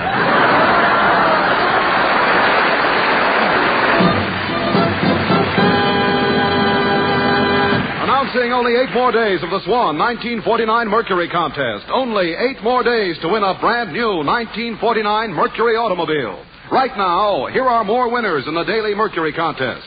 October 19th, Mrs. Don Andrews of Portsmouth, Virginia. A new 1949 Mercury. October 20th, Mrs. B.V. Painter of San Diego, California. A new 1949 Mercury. October 21st, Mrs. Arlene Brewster of Topeka, Kansas. A new 1949 Mercury. October 22nd, duplicate winners, Mr. Fred S. Balsinger of Denver, Colorado, and Mrs. E.P. Williamson of Honolulu. Each win a new 1949 Mercury. October 25th, Mrs. Alvin M. David, Milwaukee, Wisconsin. A new 1949 Mercury. Congratulations, winners, and remember, folks, there are only 8 more days to enter. Lever Brothers is giving away a Mercury a day every day until November 19th. That's right, a Mercury a day plus $1,000 in cash awards daily. There's a new contest every day except Saturday and Sunday, and you can enter as often as you please. All residents of the continental United States, including Alaska and Hawaii, are eligible. Just be sure to follow the complete rules printed on free entry blanks at your store. And be sure to include your storekeeper's name. Here's all you do. Finish the following statement. I like Swan soap because in 25 words or less. Then send a Swan soap wrapper together with your name and address to Lever's Mercury a Day contest, Post Office Box 3, New York 8, New York. Well, I Swan. A Mercury a day. That's right. Gee whiz. Bye, Cracky.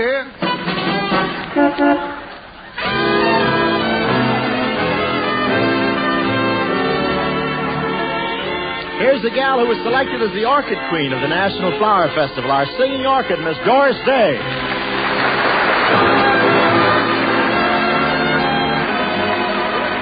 Every day I love you just a little bit more, just a little bit more, a little bit more.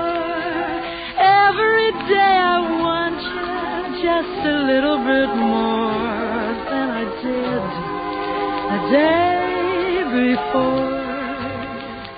You'll never guess how deep my love is, not even in your wildest dreams. But just so you get it clear, compared to my love, my dear, the Mississippi River's just a stream. Every day I love you just a little bit more, just a little bit more, a little bit more. Every day I want you little bit more than I did the day before. Than I did the day before.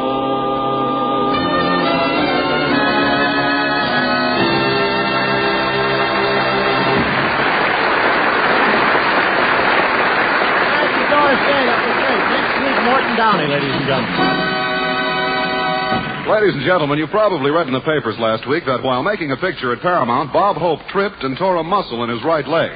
Now let's look behind the scenes and see how an accident like this affects the motion picture industry.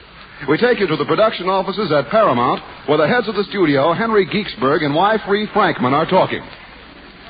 Say, YF. Yes, SG? I've been thinking. We've got a lot of money tied up in that character, Bob Hope. And if his leg doesn't get any better, he may never be in another Paramount picture. How could a thing like that happen to us? Oh, I don't know. Just lucky, I guess.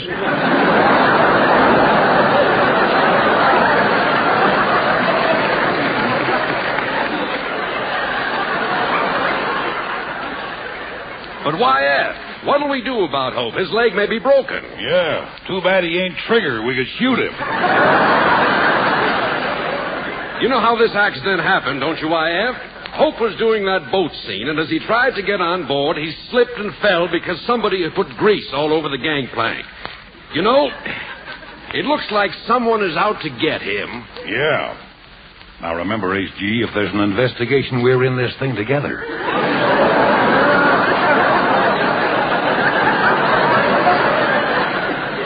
Well, it seemed like the easy way. And while we're on the subject, YF, we got to get rid of a lot of the actors over here. They're getting too old. Yeah, how about that Crosby? Remember when we thought we had mice in the studio? We spent $5,000 to get rid of the mice, and then found out it was Crosby's joints that were doing the squeaking.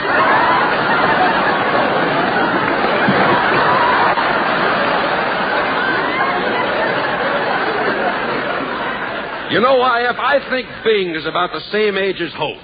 Yeah, I know it. If we put them in another road picture, the road's got to be downhill. By the way, where's Hope now? He's over in his dressing room resting.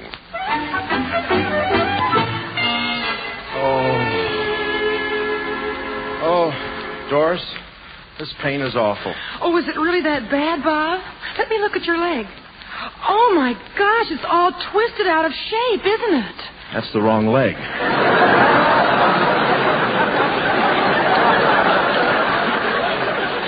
Oh, gee, Bob, I hate to see you in such misery. Does it hurt much? Well, I don't care about that. I just wish it had been my other knee. Why? Well, the knee I hurt is the one with a dimple in it. Now I'll never be able to wear my pedal pushers with a split up the side. I just don't understand how a thing like this could happen to you. You're so strong and husky. Am I? Yeah, and so loaded with vitality. Honest? Sure. Why, I always think of you as being a real He-Man. You do? Yes. I have so much more than Gregory. Why should I fight it?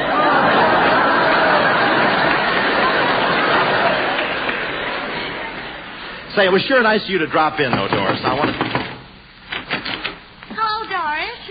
Hello, Mr. Hope. Oh, hello, Miss Ryan. Hello, Miss Ryan. How do you feel today? Well, you know me. I always try to keep my chin up, even though my arches are falling. I heard about what happened to Mr. Hope, and I thought I'd come over and cheer him up.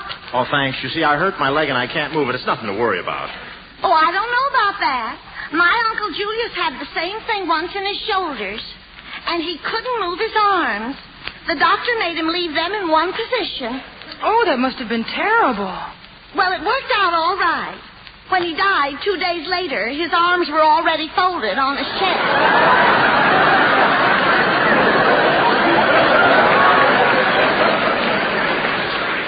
That's nice. Portia faces life. This gal backs into it. Bob, you should listen to Miss Ryan. She can help you. She's been through a lot of these things, you know. Oh, yes. I've never really been all my life. That is all of it, you know. And recently, Mr. Hope. It's been much worse.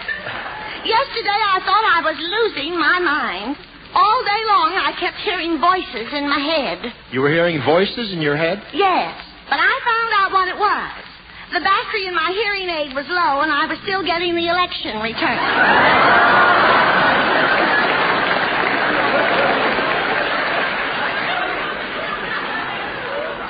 Well, don't worry. Hoover made it, you know.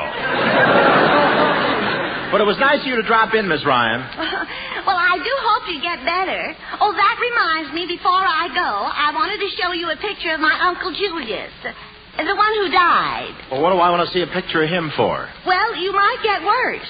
And if you don't pull through, it'll be nice if you know somebody when you get there.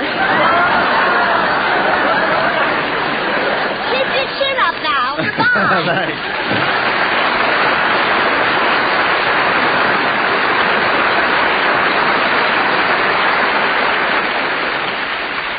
If she ever gets married, she'll spend her honeymoon in the window of the Rexall drugstore. Well, I have to be running along too, Bob. I promised Hy Averback I'd meet him. He's making a screen test over here. Averback is making a screen test? You mean they've run out of talent? Well, I think Hy will do very well in pictures because he just has... Hello, everybody. Hello, Doris. Oh, hello, Hy. Are you all ready for your screen test? Yes, Doris. I just came from the makeup department. They didn't get your ears on straight. At least my lobes are on the bottom.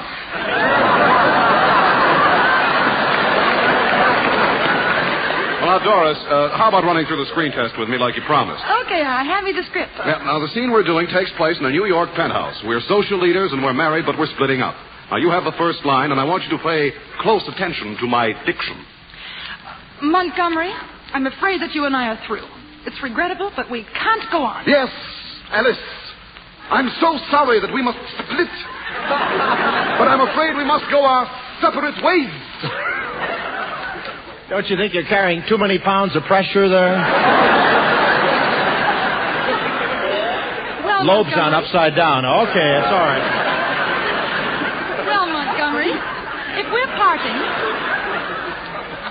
Well, Montgomery, if we're parting... I insist that you give me the house. You may have the house. And I want the Cadillac and the 2 Mercuries. They're yours, but there's one thing you may not have. If you're speaking of the children, I want them. You may have the children, my riches, and my home, but I insist that you leave one thing. What? That cake of Swan soap in the kitchen.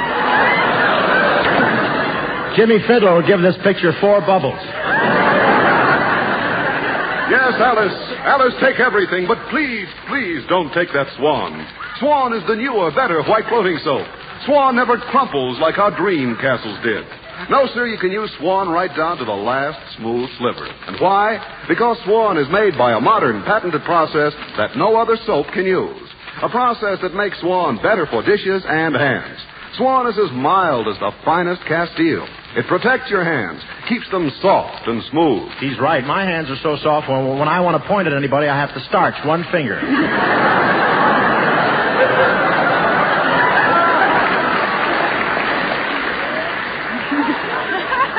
Oh, Alice, I can't leave you. Just think, a cake of Swan brought us together again. I still love you. And I love you. I love you, Alice. Oh, I love you, Monty. I'm engaged to the Lever brothers. Yes, for your hands, your bath, and for baby's bath. Swan is the best soap afloat. Well, I swan. Me too. Yes, sir. By cracky.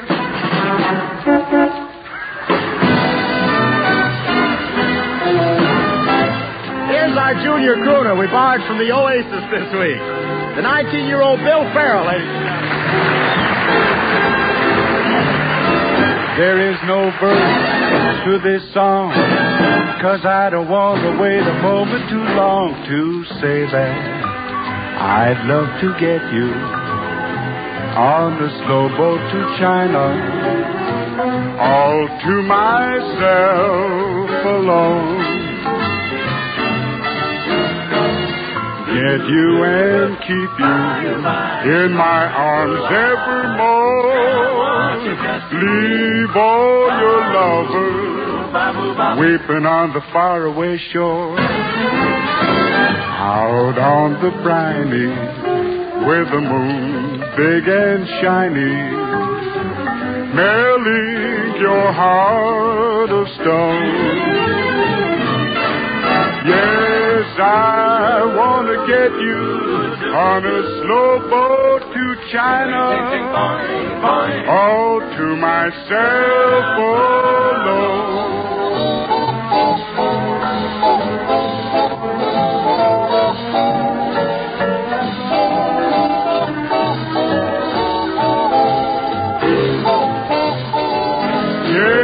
I wanna get you on a slow boat to China, all to myself alone. On a real slow boat, on a slow boat to China.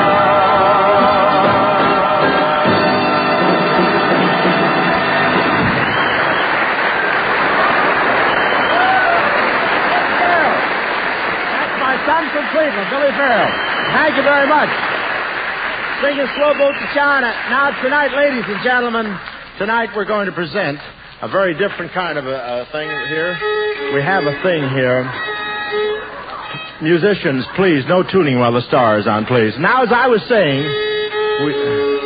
please, hey, Evelyn, stop with that magic violin. I resent that. Well, Jack Benny, ladies and gentlemen.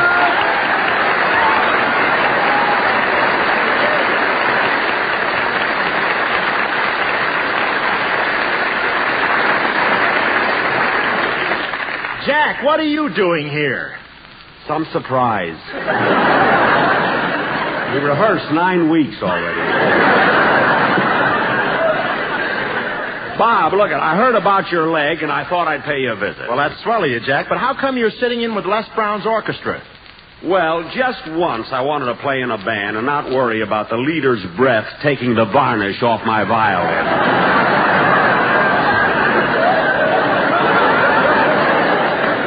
Well, you don't have to worry about Les. Les hasn't been high since Petrillo picked him up to burp him. But look, it was awfully nice of you to drop in to see me, Jack. Well, I was sorry to hear about your accident, Bob. Yeah, it's a little uncomfortable, but the worst of it is whenever I hobble down the street, people keep throwing money in my hat.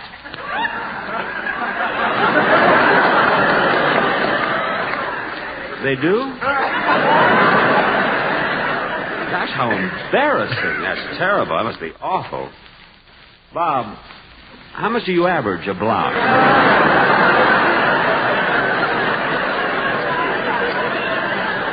Oh, it varies, but take my advice, Jack. Stay away from Beverly Hills. Nothing but Dewey buttons. But I can't get over how nice it is of you to drop in on me, Jack. Well, Bob, that's the way it is with us troopers. You know, we show people have to stick together in these times of trouble. Why, as soon as I heard of your accident, I rushed right over here to be the first one at your side. Jack, you came over just to help me? Well, yes. Of course, if you buy the insurance policy I have in mind, it helps me a little, too, you know.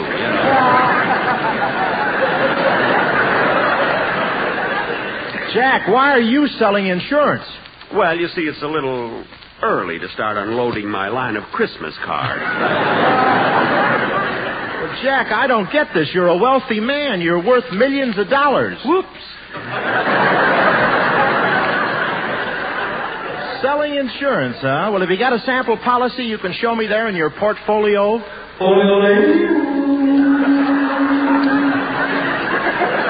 Jack, did you hear that? No, I didn't hear anything. You sure you didn't hear that echo? No, kid, this is your show.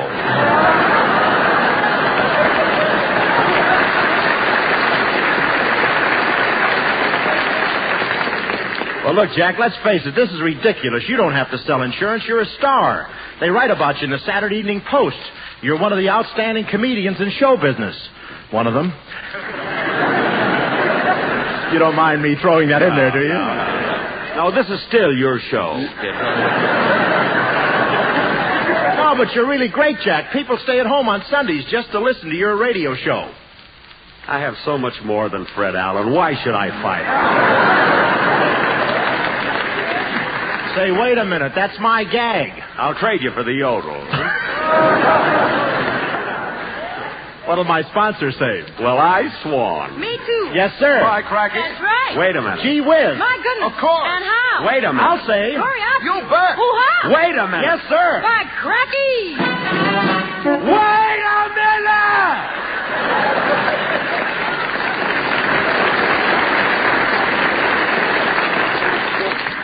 Easy, Jack. Either we peddle the stuff this way or I have to put on a pair of water wings and sell it bathtub to bathtub. My next line is a humdinger. Wait a minute. Bathtub to bathtub, huh? I have trouble with my sponsor, too. That's a dandy line. Thanks, Bob. I rehearsed 4 weeks for that line. Well, we were going to give you something you could get your teeth into, but we weren't sure you'd have them with you tonight.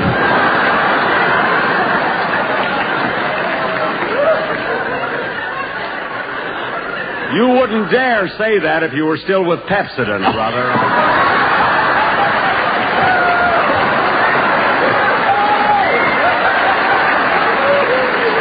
You coward! Let's get back to this stuff, huh? Now, look. We'll never get through with this tonight. Look at it. You know, Bob, you know who has Stand the by, sweetest... Fibbers. You know who has the sweetest... Page 15. You know who has the sweetest... I'm not... You know who has the sweet... Never get on. Wait a You know minute. who has... I want to play the violin yet. Wait a minute. Wait a minute. Are we still on? You know who has the sweetest racket radio, don't you? The disc jockeys. Disc jockeys. You mean one of those guys who says, this next record is sponsored by the Happy Hunting Ground Funeral Home, and now the orchestra plays he's a real gone guy? We haven't got time to wait See, for why that. don't we try... Please, your laughs, not mine, please. Say, why don't we try our hand at being disc jockeys, Jack? All we have to do is make the rounds of the music shops and pick up a couple of 100 records. Well, I don't know. For free. Shoot the wax to me, Max. We'd be great as a team of disc jockeys. As they say in radio, I can just hear it now. Good evening, ladies and gentlemen. You are listening to station SLOB, the biggest on the coast.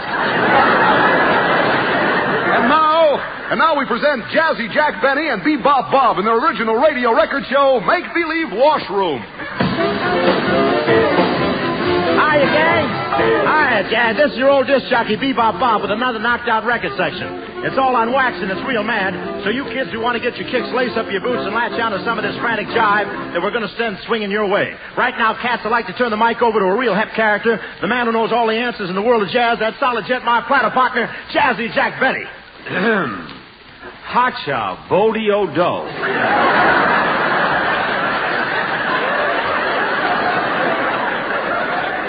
Solid Jack.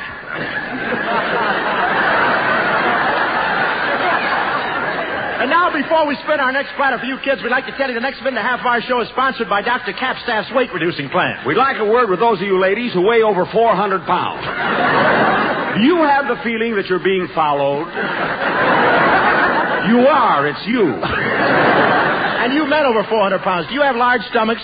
When you get your shoes shined, do you have to take the bootblack's word for it? And why not try Dr. Capstaff's weight-reducing film? Yes, to take off those extra pounds, try Dr. Capstaff's method. No diet, no pills, no injections, no exercise. Once a week, Dr. Capstaff comes to your house and beats you with a rubber hose. And now we're going to play our first record. It's a little tune called I'm Dancing with Tears in My Eyes because the girl in my arms had onions for dinner. It's going to be played by Woody Gribbenus and As You Should Live So Long if you can find the Melody Orchestra. Hit it, Woody.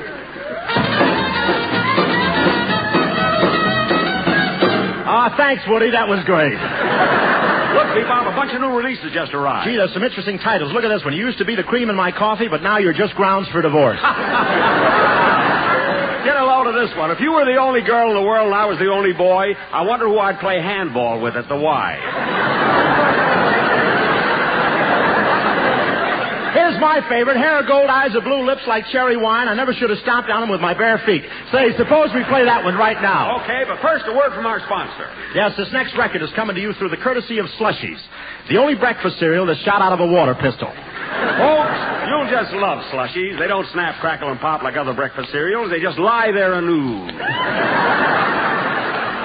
Mothers, you'll cheer when you see the way your kids dive into a bowl of Slushies. They never come up again. Listen to what one happy user of slushies has to say. I've been eating slushies for nigh on to 30 years. And I want to tell you something. I'm getting mighty tired. Thank you, F.E. Spoon of Battle Creek, Michigan. Say, Jack, what's next on the turntable? Oh, the folks will just love this one. Yes, sir. It's a new release that features a duet by that brilliant young Waukegan violinist, Benny Kabelski. And that new Cleveland singing discovery, the Velvet Smog. Okay, so we give it a whirl? Yeah.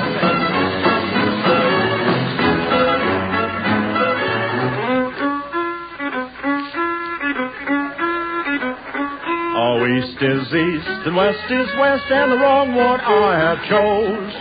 Let's go where you keep on wearing those frills and flowers and buttons and bows, rings and things and buttons and bows. Don't bury me in this prairie, take me where the cement grows. Let's move down to some big town where they love a gal by the cut of her clothes, and you stand out in buttons and bows. No practicing on our time, please. I love you in buckskin skirts that you homestead, but I love you longer, stronger when your friends don't tote a gun. Now the buckboard bounce and a cactus hurts my tears. Let's vamoose where gals keep using those silks and satins and linen that shows, and you're all mine in buttons and bows. Thank you, Jack. Thank you very much. You've been fine. That's fine, Jack. Thank you. Next week, ladies and gentlemen. Jack, wait a minute, Jack. We have next week. It's all over, kid. Pack up. Okay. We have another. Next week, we have Morton Downey, ladies and gentlemen. That Coco. Say, okay, Jack. Wait a minute. It's all over, Jack. Jack, wait a minute. Wait a minute.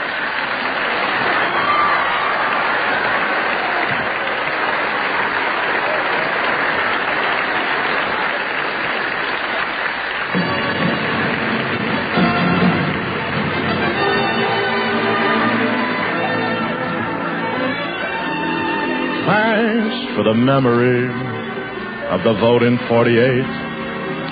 Our chance to demonstrate whom we endorse to chart the course of our U.S. ship estate. Thank you very much. Ladies and gentlemen, we'd like to pay a tribute to that fighting man from Missouri who stepped into the ring last Tuesday with the odds against him and came out the winner and still champion of the USA, President Harry S. Truman. Mirror, mirror on the wall, is my hair fairest of them all? It is when you use Rave Cream Shampoo. Rave leaves your hair so clean, so soft, so easy to manage. Easy to manage because the pure lanolin in Rave is specially blended with other important ingredients to make hair behave, even on shampoo day. Try Rave Cream Shampoo. R-A-Y-V-E. Rave Cream Shampoo. This is NBC, the National Broadcasting Company.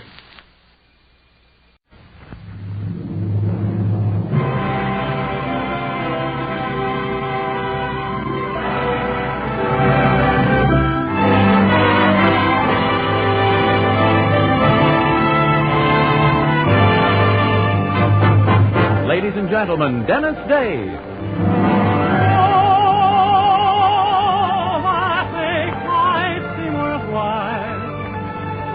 In your eyes and the smell of your smile. Dennis Day is brought to you by Palmolive Soap and Luster Cream Shampoo. Palmolive Soap, your beauty hope. Luster Cream Shampoo for soft, glamorous dream girl hair.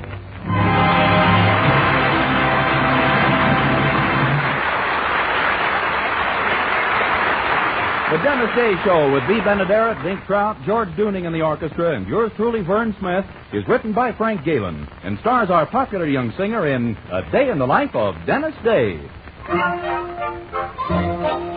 Here's Dennis to sing Hair of Gold, Eyes of Blue. I came down from Butte, Montana, for a little change of scene, and a hay where I met a pretty queen. All hair of gold, eyes of blue, lips like cherry wine. The prettiest gal I ever knew, and I'm gonna make her mine. Oh, Oh, I planned to leave on Monday, but she held me kind of tight. So I held the ground and hung around, and I left on Friday night. Oh, hair of gold, eyes of blue, lips like cherry wine. The prettiest gal I ever knew, and I'm gonna make her mine. I was kind of blue and lonely, so I took my horse and pack, and on Sunday morn was up and gone, heading south and riding back. Oh, hair of gold, eyes of blue, lips like cherry wine. The prettiest gal I ever knew, and I'm gonna make her mine. Hair of gold, eyes of blue, lips like cherry wine. The prettiest gal I ever knew, and I'm gonna make her mine.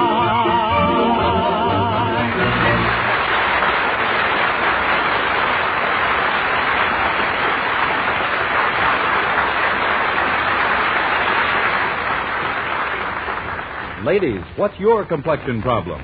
My skin's so dingy. Mine's oily. My skin's dull, coarse-looking. For a lovelier complexion, you must stop improper cleansing. Instead, use Palmolive soap the way doctors advise.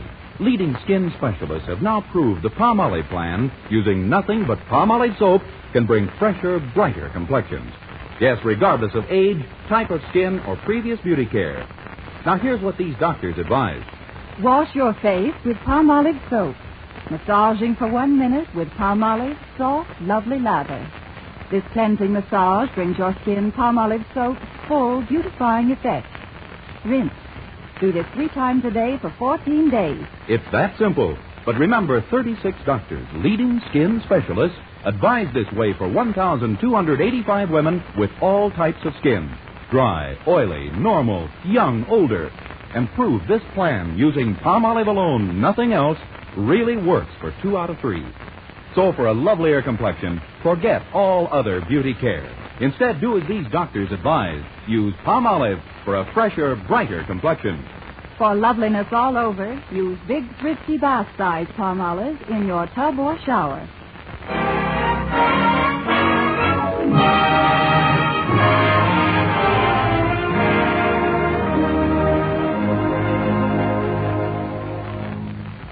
Our young hero, Dennis Day, is a lad who learned in his early boyhood to smile in the face of adversity. And judging from the life he's led, he's been smiling constantly ever since. But even he doesn't seem able to muster up a smile tonight. For you see, his girlfriend Mildred has gone to visit her grandmother for a week, and our young hero is taking her absence mighty hard. We find him now pouring out his woes into the most sympathetic little ear in the Anderson household.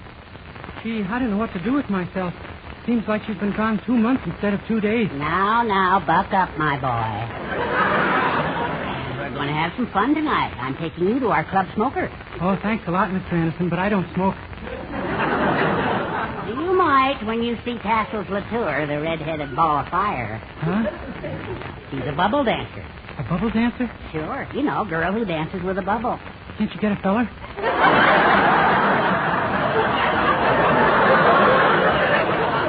Of course she can. But there's some men who'd rather watch her dance with a bubble. Gee, well, I guess it takes all kinds to make a world. Yeah. Not that Tassels is going to do her bubble dance at our club dinner, of course. We just hired her to sing a few songs because she's the only professional entertainer we could get. Oh. But she's something to look at. Oh, my quivering soul and body. Oh, gosh, how does Mrs. Anderson feel about letting you go to a club smoking when there's a woman like that present? Oh, it makes no difference, Poopsie. She wouldn't let me go whether Tassels was there or not. But I thought you just invited me. Well, sure. You see, you're part of my alibi. I am? Yes. I told Poopsie that you and I were going over to John Campbell's tonight to see the pictures he took on his fishing trip. Yeah? And John handed his wife the same story, that he was coming over here. Boy, you got quite a head on those little shoulders. Sure. You're absolutely safe as long as Poopsie doesn't get together with Mrs. Campbell. Yes, and that's hardly likely. Gosh, I hate to lie to Poopsie, but, well, gee, a fella's got to enjoy himself once in a while. My home's the happiest in the whole world, but occasionally I do get a little, Stir crazy?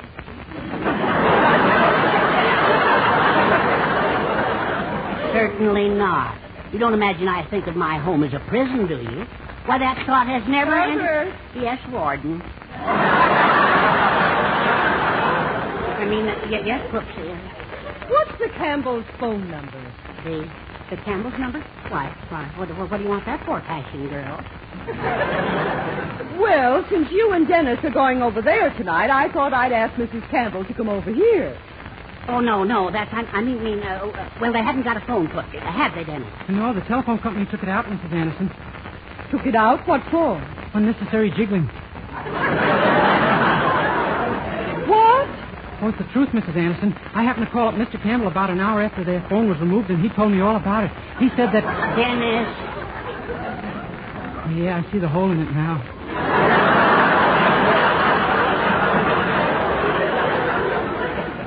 There's one just like it in your head. Now, step aside. Operator, I want Mrs. J.H. Campbell on Wilson Boulevard, please. Oh, I'm dead. What did you say? He said she's dead. Who's dead? Oh, Mrs. Campbell, they're holding the wake tonight for men only.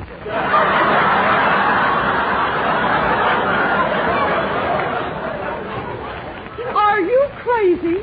I passed her on the street this afternoon. Did she wave? No. See? Dennis, stay. Will you... Oh, hello. Is Mrs. Campbell in? Mrs. Clara Anderson. Oh, she'll be back in an hour. No, don't bother. I'll call her then. Goodbye. So Mrs. Campbell is dead, is she? Oh, I made a mistake. I make them now and then. Well, you'll never top the one your mother and father made.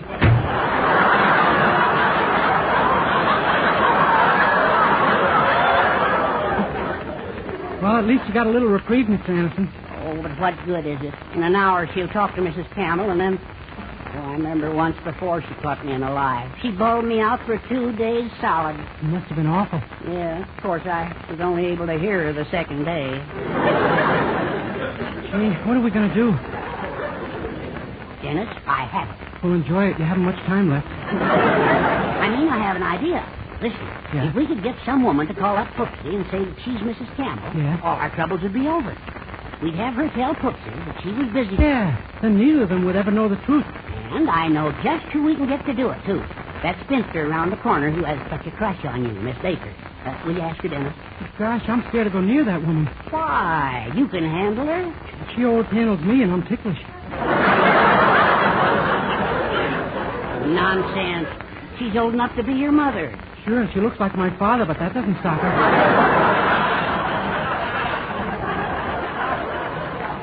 Oh, well, I'll do it for you, Mr. Anderson.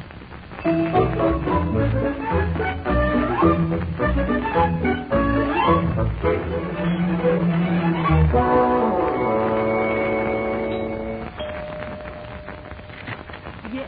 Oh, why, Dennis Day. Oh, you darling little bundle of oomph, you. What brings you here all of a sudden, and who cares? Hello, Miss Baker. Don't stand out there in the cold, dark street, dear boy. Come into my warm, dark living room. Sit down, you gorgeous thing, here on the couch beside me. Well, okay, but you sit down first. No, you first. Oh, no. Last time I sat down first, and quick as a flash, you were under me, and I was sitting on your lap. Yes, I know. And let's see if I got some speed, huh?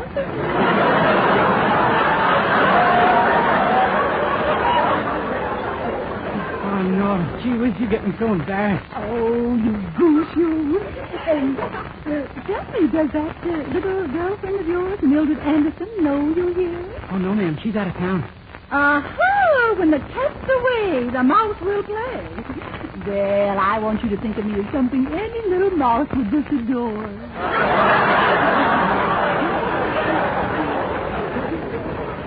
I always have. Oh, thank you. Now, what seems to be on your mind? I guess I've made mine pretty obvious. Well, Mr. Anderson and I are in trouble, Miss Baker. You see, we told Mrs. Anderson we were going over to the Campbells tonight, but actually we were going to the Pub Smoker. Why, you dog. Well, anyway, we just want you to call Mrs. Anderson and say you're Mrs. Campbell, and then tell her you can't be with her tonight, would you? Well, if I do this for you, what will you do for me? I knew you were going to ask me that question. I want you to know I'm totally unprepared for it.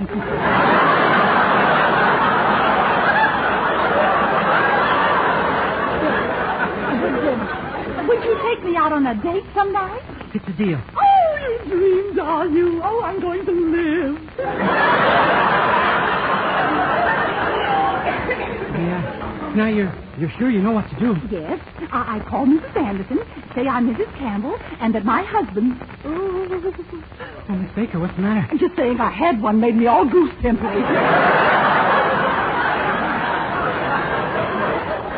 Please, we have to hurry. Well, all right. Oh, my goodness, see what you do to me. The blood is just racing through every inch of my body. Oh, it's probably just trying to get the trip over with. Here's the phone, Miss Baker.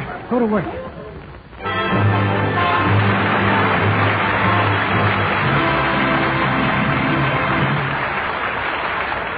We'll continue our day in the life of Dennis Day in just a moment. Meanwhile, here's Dennis to sing, I'm Sorry, But I'm Glad.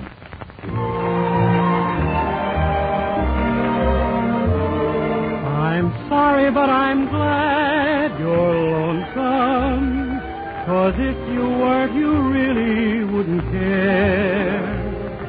I'm so glad you haven't any peace of mind or another heart to share. I'm sorry, but I'm glad you're crying, all because your dream fell through. But if it makes you feel a little better, I'm crying and I'm lonesome too. I'm sorry, but I'm glad you're crying, all because your dream fell through. But if it makes you feel a little better, I'm crying and I'm lonesome too.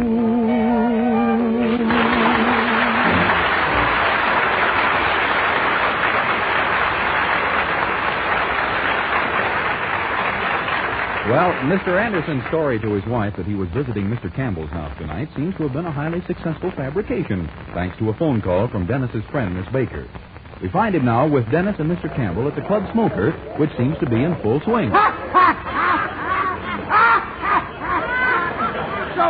the farmer looks at this fella and he says, no, by cracky, not till the price of corn goes up. Oh, that's a killer, Campbell. Oh, that's the best I've heard all night. Dennis, didn't you like that story? Oh, sure. Wait till I figure it out when you hear laughing. You had to bring him, I suppose, Anderson. Well, he's a good boy. Besides, it makes my wife less suspicious. Yeah, we sure fooled him with that story of being at each other's house, didn't we? We sure did. Hey, you know, sometimes I think women are pretty stupid. Oh, sure. No question about it. Men are much smarter than women on the average. Not till the price of corn goes up.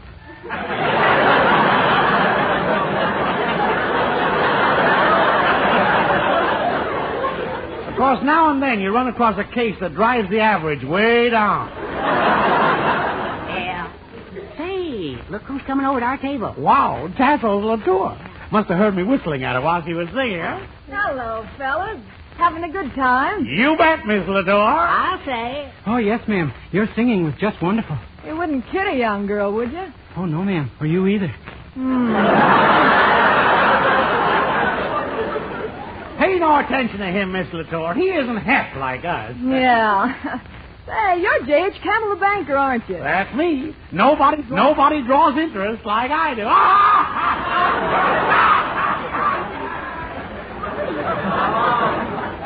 Thought I had you spotted.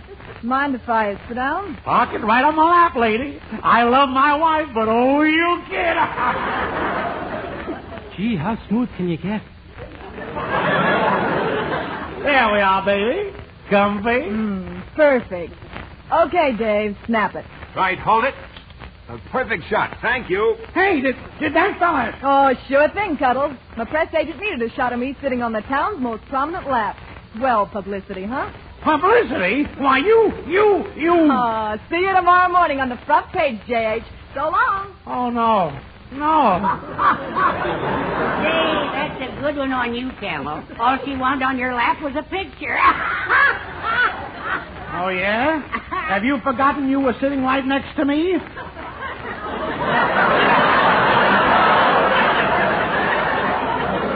What'll your wife say when she sees it? Oh, my sacred Aunt Sally's polka dot animal castle. What are we going to do? My wife will leave me. Mine will leave me lying there. Dennis, think of something, for heaven's sake. Yeah, anything. Well, we told Mrs. Anderson we were going to look at pictures of Mr. Campbell's fishing trip. Let's tell her that this was just one of the pictures he took on the trip. On a fishing trip? How do we explain Tassel's Latour? Live bait?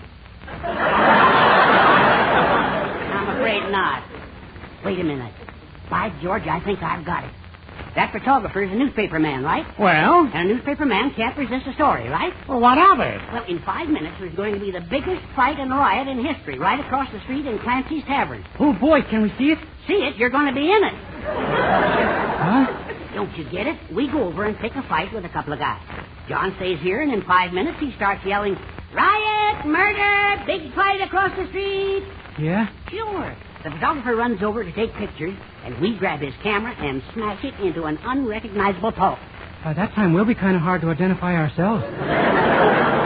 It's our only chance, don't you see, Dave? Sure. Come on, Dennis. Now remember, John, 5 minutes. Boy, all the trouble I'm getting into over this thing. I might just as well be in the same position as you fellas. Don't be silly, Dennis. Tomorrow you will be single, but our trouble never stops.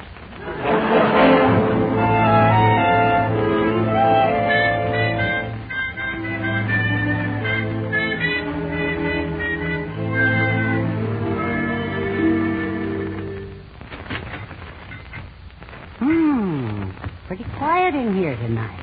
You see anybody we could pick a fight with? Hey, how about those two over there? Where? In the corner, see? One of them's putting on her lipstick. Now, don't be silly. This has to be a real struggle. Yeah, I guess they do outweigh us. Hey, look. Those two big Marines over there. Now, that's more like them. Huh? They look like murderers. Are we in luck? Yeah, some days everything goes just right. Oh, they're perfect. And, you know, if one fights, they'll both fight. Men in uniform always stick together. Yeah, but couldn't we wait for a couple of Western Union boys? Oh, no, this is it then. Now, go ahead. I'll be right behind you. Gosh, I don't know how a fight starts. I've always been single. Well, here goes. Good evening, sir. Good evening. Oh, yeah? You and who else?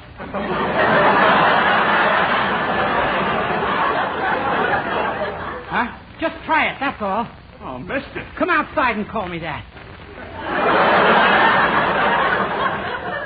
Well, what are you talking about anyway? Put your hands in front of your face and keep them there, pal. I'm going to hit you right in the stomach. Hey, what is it? Come on, fight.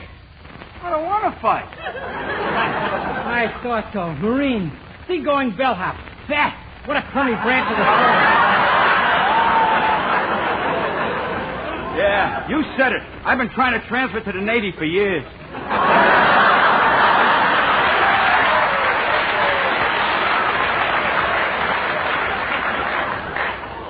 Huh? Sure, the Army and the Navy got it all over us Marines. Oh, yeah? Well, I think the Marines are the best outfit in the world, and I'll lick anybody who says they aren't. Well, now you mention it, I have met some pretty nice ones.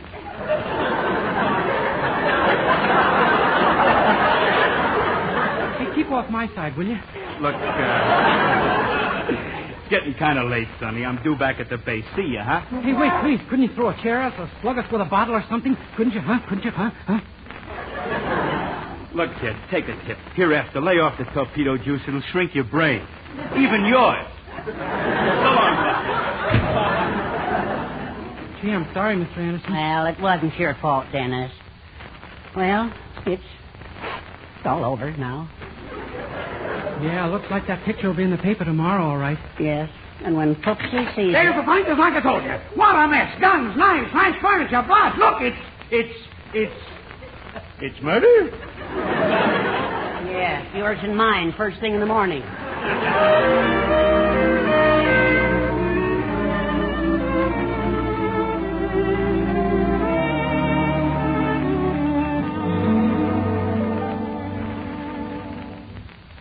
Good morning, Dennis. Good morning, Mr. Anderson. Well, has she seen it yet? No, but she'll be down any minute. And then our marriage will be over forever. And it was such a beautiful relationship, Dennis. We were Tristram and Isolde, Romeo and Juliet all over again. Yeah, when you weren't Lewis and Walcott. Oh, we had our little differences, but we always patched them up until this. This is the end. If we could only keep her from seeing the paper. It's no use. She'll ask for it first thing. She always does. Yeah, but maybe we could tell her that... Shh. I hear her coming. Good morning, Herbert. Dennis. Good morning, Mrs. Anderson. Good morning, my dear kind wife, who is merciful and sweet and kind and smiles no matter what happens. What's this nonsense now? Have you the morning paper, Herbert? Oh, there is no morning paper this morning, Mrs. Anderson. No morning paper? Why not? A big paper shortage sprang up last night. What could cause such a sudden paper shortage? Too many people rubbing instead of blotting.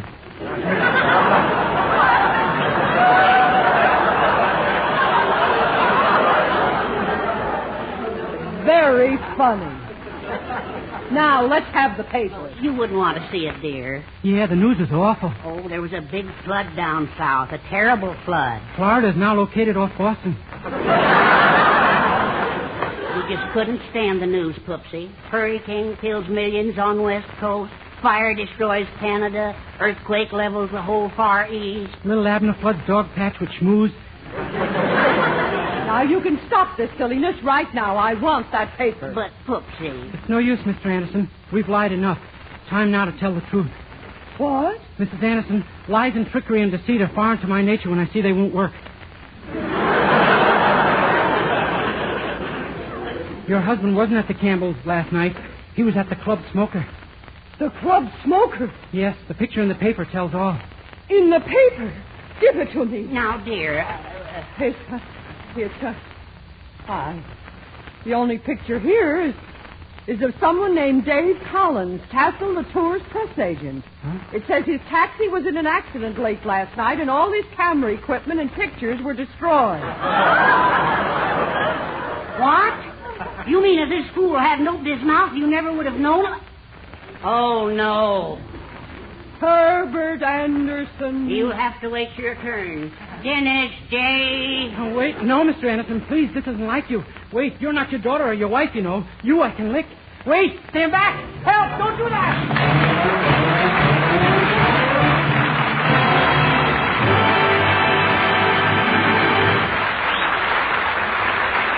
Dennis Day will be back in just 1 minute to sing In the Still of the Night. But first... Dream girl, beautiful luster cream girl. Tonight, you can see this come true, revealed by a luster cream shampoo. You'll see your hair lovelier, your wave or curls softer, more glamorous, easy to do quickly. Even in hardest water, luster cream shampoo leaves hair 3 ways lovelier.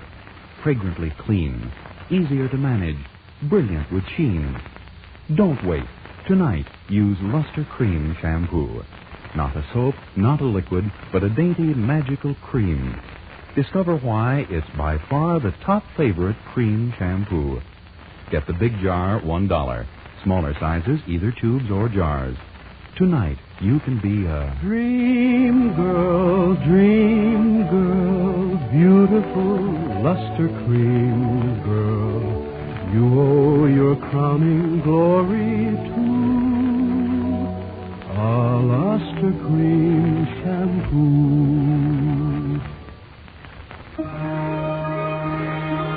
From the musical score of Rosalie, here now is Dennis to sing Cole Porter's In the Still of the Night.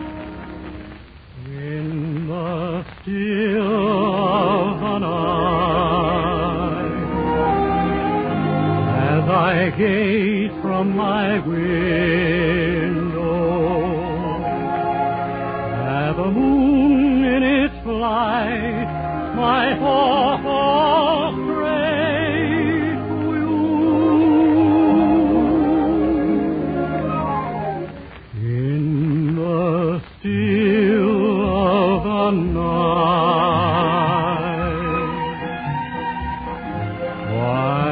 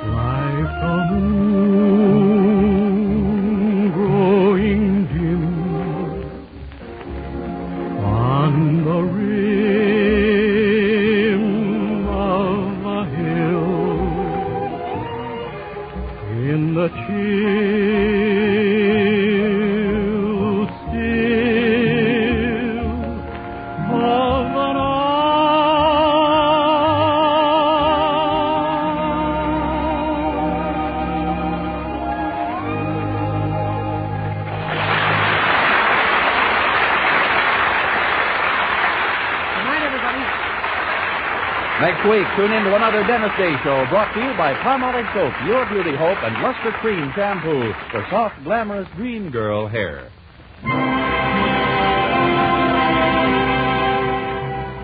Dentists know what cleans teeth best, and over 4,000 dentists say Colgate tooth powder with a 2-minute routine gets teeth sparkling and super clean. So, to remove dull film and get your teeth shining clean, just brush teeth 2 minutes morning and night with Colgate tooth powder. Brush inside, outside, and biting surfaces. Always brush away from the gums.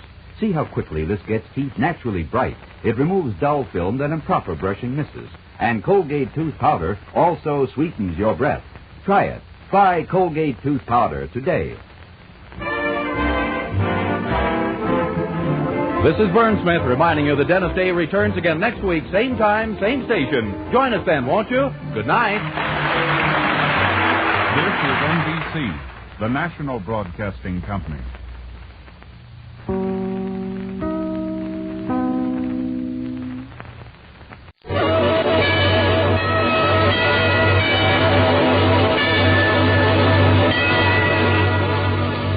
Good evening. This is Ronald Coleman, inviting you to join Mrs. Coleman and me for the next half hour. And now, the Halls of Ivy. The halls of ivy that surround us here today, and we will not forget though we be far, far away. Welcome again to Ivy College, that is, in the town of Ivy, USA. Second, perhaps, on the list of well-known presidents who play the piano is William Todhunter Hall, president of Ivy College. He never was nor will be of concert caliber, but he has a journeyman knowledge of Bach, Berlin, Brahms, Beethoven, and Jelly Roll Morton. He's quite modest about his musical accomplishments, and if you listen attentively, you'll see why.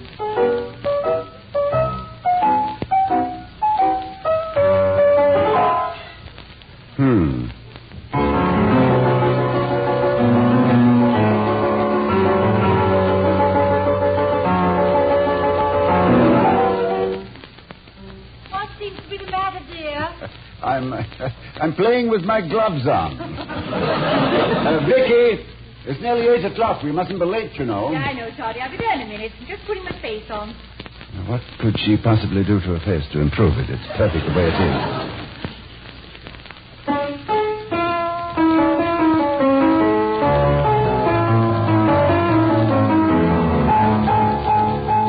Oh, I like that.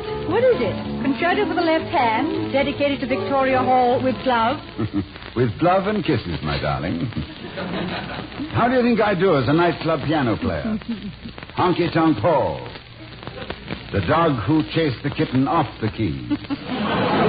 Doubles with triple flute, has own tuxedo, will travel. Well, you'd be sensational. And I'd like to get into the act, too. Oh, well, in that case, we'll have to play the better bistros. Yeah, I'll sit on the piano and sing torchy songs with a long salmon-colored chiffon handkerchief and half a pound of blue eyeshadow. Wonderful, wonderful. We'll bill ourselves as Hall and Cromwell. Not good, but loud. Darling, we must hurry. It's 8:20, you know, and we're on the receiving line. Come on. Now, tell me again, darling, what is this faculty reception? Who's being received? Well, 2 visiting dignitaries. They constitute a committee. Ivy College is being inspected. For what? Political conformity? Sanitation? Possible site for a supermarket? You ever hear of a Frenchman named Legrand of the Legrand Foundation? Made a fortune over here in cosmetics, I believe. No, but it's a great way to make a fortune, they tell me. Just think, the Indians painted their faces for hundreds of years and nobody made a nickel out of it. It's a shame. Well, that was when men used the cosmetics. When the squaws began using it, the men started selling it. With the Indians, as with every race, everybody is out to make a fast buck. That's an old Cherokee epigram. I don't know how we got from Paris to Oklahoma, But what about Mr. Legrand? Well, he left a fortune to a foundation for the fostering of cultural relations between the United States and Europe, particularly France. One American college will be selected as a sort of pilot plant to begin a program of exchange relations with French universities, visiting professors, exchange students, and so on. How interesting. I should say that was something very much needed now. Oh, now, more than ever. The United Nations has given its blessing. And how good are our chances? Well, they've visited a score or more of colleges, and we happen to be the last on their schedule. Well, tonight they meet our nice faculty. And you.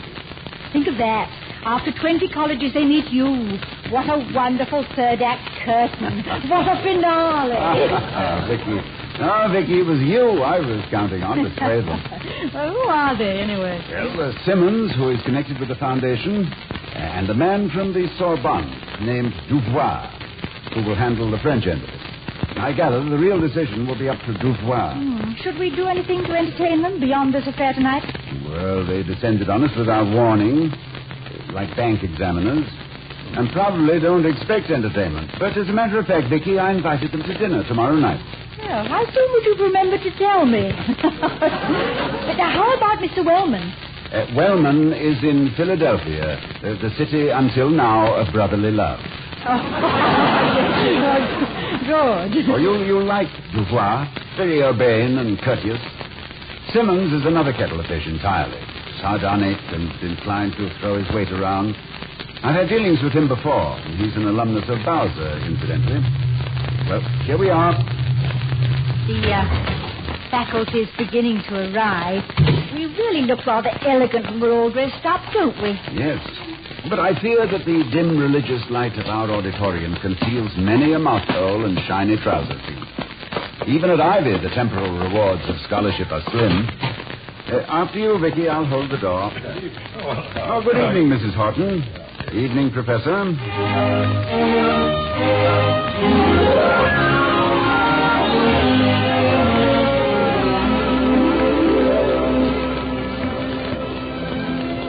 Mr. Dubois, have you and Mr. Simmons had a satisfactory day?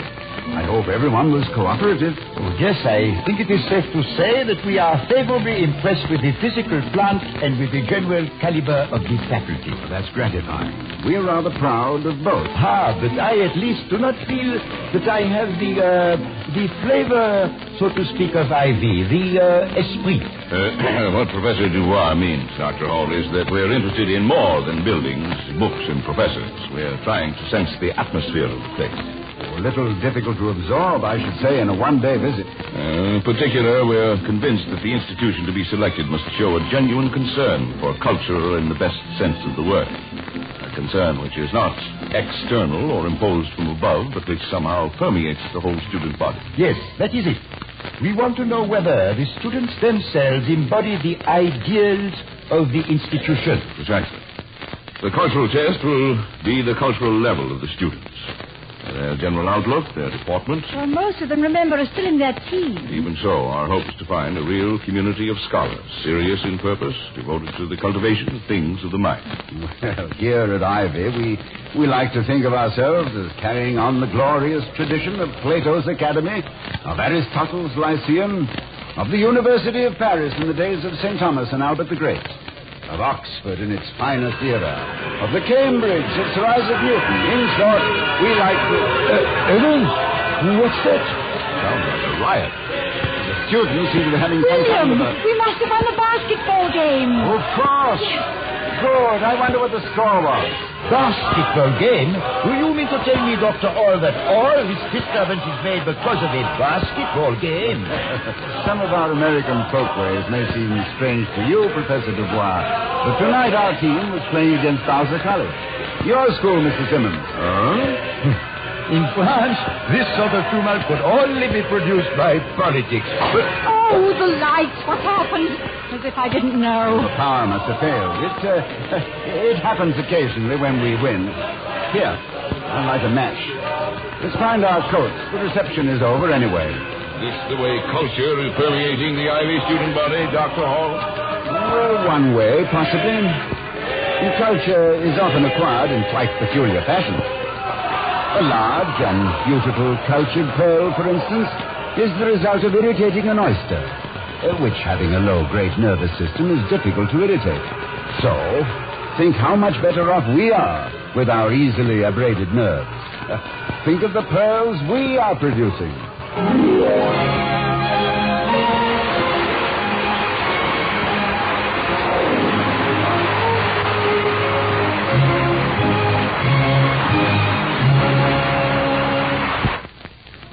What a day this has been. I've had nothing but bulletins of disaster. Have they by any chance involved our two distinguished visitors? How did you know? Marjorie Horton was just on the phone. She saw the most horrible thing a few minutes ago. Oh, not again. Some of the boys were having a snowball fight. Uh-oh. I know what's coming. And someone threw a Texas Liga just as Mr. Simmons and Professor Dubois turned the corner by the chapel. Which one got it? Mr. Simmons knocked his hat off, almost got his head. Of course.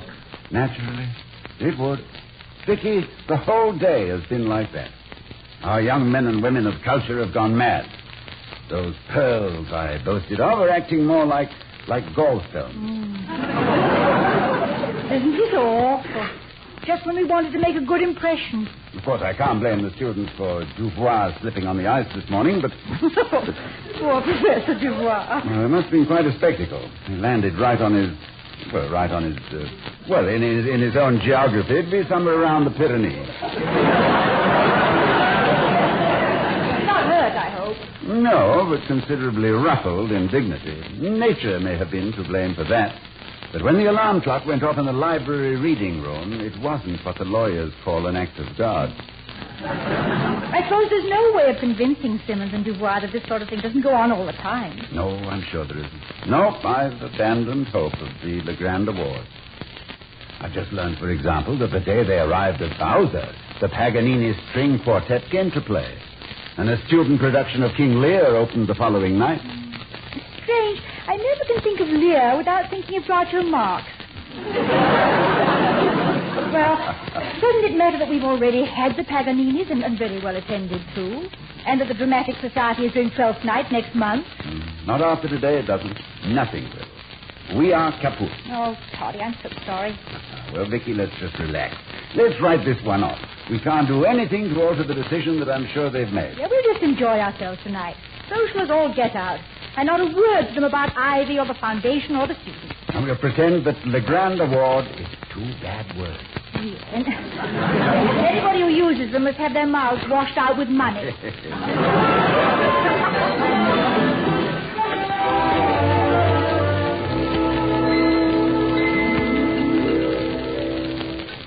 And I have always maintained, Doctor, that some of the sciences are, hampered by too technical language. It restricts not only understanding, but interest. Yeah, my husband has always believed that, Mr. Dubois. You should have heard him revise our astronomy professor's language. He not only brought it down to the man on the street, he dug a ditch 10 feet below that. Well, I have to admit that the trend in both academic and government circles is toward obfuscation. Gobbledygook, I think they call it. A friend of mine, Dr. George Headley, wrote quite a fascinating ballad about it. He's the chaplain at Mills College in Oakland, California. Oh, yes. The second verse is the one I love, William. Can you remember it? Oh, I don't know. Let me see. How does it go? Yeah. Yes. Meaning is Holocaust to your symbology. Life poured away in your verbal libation. Study of neighborhoods known as ecology. Love is a superorganic equation. Scholarships, all questionnaire compilations. Toss in the indices, stir 'em and cook. All is permitted but simplification in sociological gobbledygook. Yes, shall we go into the other room? Oh, a delicious dinner, Mrs. Orr. Oh, thank you. I could soon become a convert to American Anglo-American cooking. Well, it's wholesome at least. We're growing quite tall on it. Cigarette, Mr. Simmons, or a cigar? Yes, that would be very nice. Light, Professor Dubois. Thank you. Thank you. By the way, Dr. Hall. Yes? We haven't mentioned Ivy College all evening, although several times I tried to bring the matter up. Professor Dubois and I have several more questions. Oh, I'd be delighted to hear them. For example, the background of the students interests us very much. Do they come largely from well-to-do homes? Homes of culture? They come from every kind of home, Mr. Simmons. A good average cross-section of American youth. You and Professor Dubois have now had an opportunity to see the college and the students. I fear that you may not have seen them at their best, but basically they're a splendid lot. Sound to the core. And the cultural level here at Ivy is gratifyingly high. And the students do take an interest in things of the mind. That's why they are here. But they aren't guppy about it. I only wish you had the opportunity to meet more of them individually. I feel sure that, I'll go, dear. Please excuse me, won't you? Hello, Dr. Hall. Oh, hello, Whizzer. Good evening. Won't you come in? Gee, thanks. Whizzer? Whizzer? I saw your light. I wanted to see you about something, but... Oh, not at all, Whizzer. It's perfectly all right. Come in. You and Mrs. Hall have met, I believe. Oh, certainly we have. How are you? Oh, fine, thanks, Mrs. Hall. And I know our guests would like to meet you. Professor Dufour and Mr. Simmons. This is Whizzer Lockett. How do you do? How do you do? Whizzer was captain of our freshman archery team this year. Well, we're doubly honored. The corpus, so to speak, of our recent discussion. Mr. Simmons and Professor Dufour are visiting Ivy for a day or two. Yeah, I know. You're the guy I hit with that snowball this afternoon. Gee, I'm sure sorry, but it was getting kind of dark and... Yes, I am that guy. Well, I want to apologize. Well, sit down. Thanks. I started after you to see if you were hurt, but you were a long way off. Tell me, Whizzer, what is your chief interest? Philosophy, perhaps? Of course, you've seen Bertrand Russell's recent volume on epistemology. Bertrand Russell? Gosh, no, I guess I must have missed that one. Yeah. After all, Mr. Simmons, Whizzer is just a freshman. Yes. Perhaps the classical languages are your strong point. Well, I had a couple of years of Latin in high school. No? But... A scientist, perhaps? Or a mathematician? Well, I'm not too good at math. Students don't usually choose their major field until after their freshman year, Mr. Simmons. Yes. Literature, then. You're the type who'd feel at home in the 17th century, I'm sure. Do you know the metaphysical poet? The what? Not literature. Then it must be music. Do you enjoy Debussy, Whizzer, or are your tastes more strictly classical? Gosh, Dr. Hall, I guess I'm kind of in over my head. What was it you wanted to see me about? We can go to the study if you like. Please ignore me. I merely thought this a capital opportunity to make trial of the cultural level of the students of Ivy College. It sounded to me more like an execution than a trial, Mr. Simmons. Go on, Whizzer. I wonder if I should tell. This is going to sound kind of funny, but... Well, Dr. Hall, you know, this is Hell Week. Yes, the intelligence has somehow reached me. Hell Week? What is Hell Week? A part of fraternity initiation, Mr. Dubois. A quaint survival of some of Ivy's more ancient traditions. Yeah, I'm getting initiated this week. The boys at the house gave me the darndest thing to do. Well, this is sure going to sound funny. Well, out with it, Whizzer. I'm becoming inured to these things over the years. Last year, a student was sent to mow my lawn. There were 18 inches of snow on the ground at the time. Gee, I guess I should have asked Mrs. Hall. Yes. The students often consider me a more accessible avenue. A little more shady, too. Well, you can't back down now. Well, I do have to have it by tonight. Have what? A baby picture of Dr. Hall. Magnificent. Baby picture. Students of Ivy do take an interest in things of the mind. Whizzer. Never let it be said that the president ever failed to heed the legitimate request of a student. But to the best of my knowledge, there is no baby picture of myself in existence. Had there been one, I assure you I would long since have made certain of its destruction. Ah, that's where you're wrong, William. After we were married, your mother gave me an album devoted entirely to pictures of you. Oh, no. So, your mission will not be a failure with us. There are hundreds of baby pictures to choose from. You come with me. I have the album hidden in Dr. Hall's study, where you'd never think of looking. Will you all excuse me? Of course we will. Then. Okay, but gee, I didn't realize... Well, gentlemen, And I think I'd better leave unfinished the little speech I was making about the cultural life of Ivy College. You might have difficulty putting a note of conviction into it. But this is very interesting. Do the students all feel free to come to your home on errands of this sort? Oh, certainly. Not that they do very often. I should hope not. In fact, the students are really very considerate of us. But Whizzer, I'm afraid, was acting under a certain amount of duress. But surely the office of president carries with it a dignity. How can you lower yourself to fall in with this sort of horseplay? Mr. Simmons and Professor Dubois, my point of view may seem strange, but I do not consider that I am, as you put it, lowering myself when I treat a student with ordinary understanding and courtesy, and a small amount of humor. There is no divinity that hedges a college president. I like the students, and they know it. They know I'm on their side. So they think they can get away with anything? Oh, not at all, Mr. Simmons.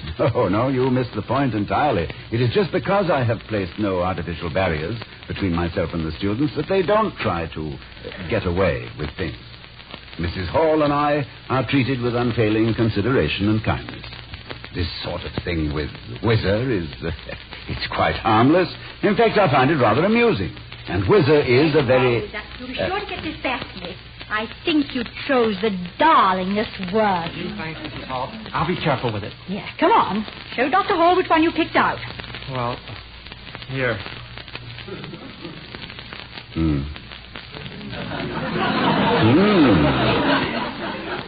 Yes, I seem to have been a nudist in those days. Yeah, look, Mr. Simmons. Now, isn't that the cutest little curl over his forehead? Charming. Whizzer, I presume you realize that you have in your hand a powerful instrument of blackmail. I am completely at your mercy. Oh, gosh, Dr. Hall, I'll get it back to you. Well, I guess I'd better be going. Oh, must you? Yeah, I got a chemistry quiz in the morning, and, well, good night, Professor Dubois and Mr. Simmons. Very glad to have met you. Good night, Whizzer. I'll come to the door with you. Good night, Mrs. Hall, and thanks for everything. Yeah, it was fun. Good night. Whizzer, in consideration of the prompt return of this picture, I am prepared to drop the first payment in bills of small denomination done up in brown paper over the hedge by the cemetery, right? Good night. Don't worry, Dr. Hall. So long. Well, Doctor, we've got to catch a train. We both had a pleasant evening. But before we go, I think I can speak for Professor Dubois with regard to the Grand Foundation. I wanted to be frank with you, Doctor. I think I know what you're going to tell me, that there isn't sufficient atmosphere of culture at Ivy to make it the ideal choice. Precisely. You've spared me the necessity to... Just a moment, Mr. Simmons. This is one occasion when you cannot speak for me. You understand, Dr. Hall, that the final decision is in my hands. As you must know, most of our work of investigation was done before we ever set out on this trip. Such things as academic standards, they are matters of public record. Ivy stood well up among the colleges being considered. So, it became a matter of learning something of the spirit, the atmosphere. I see, yes. Things which are not matters of public record. One of the purposes of our experiment is to permit European students to experience what is best and most valuable in America. What this country can uniquely give to the world. And perhaps a foreigner can better determine that than an American. I see a respect for the individual as a human being, without consideration of race, creed, or station, exemplified in the way that you and Mrs. Hall treated that boy this evening. I felt, how shall I say it, a warmth, a sense of mutual respect and friendship that quite overshadowed the frivolous errand on which he came. At times I take frivolity quite seriously. But this is the kind of atmosphere which I would covet for the students of unhappy Europe. And that is why I have decided that Ivy should be the first college to take part in this experiment. Oh, William. Paul, if you can take it from a Bowser man, congratulations. Thank you. Thank you. Well, you will, of course, receive formal notification, but... Oh, that must be our case. So soon? Oh, well, I'll get your coat. We are indebted to you, Mrs. Hall, for a delightful evening. Oh, thank you. I'm so glad. Here, let me help you. I wish you could have stayed at Ivy longer. We usually try to keep our skeleton from the closet, but perhaps another visit. Oh, I hope so. Right. Good night. Goodbye. Goodbye, Percival. Thus is victory snatched from defeat. A minor miracle, I should say. No, just a major revelation, Toddy, of you as an individual. The French love individualism, you know. Yes, I suppose that was one of the reasons. And I doubt if Mr. Dubois has seen any other college president, even a picture of one, lying nude on a rug waving a bottle. Yeah. Cute little curl indeed. I did have a certain amount of simple charm, didn't I?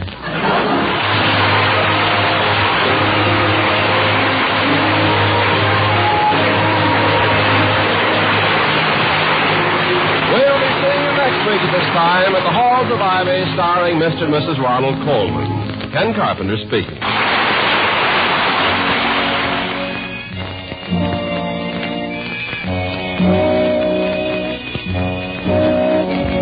This is the United States Armed Forces Radio Service, the voice of information and education.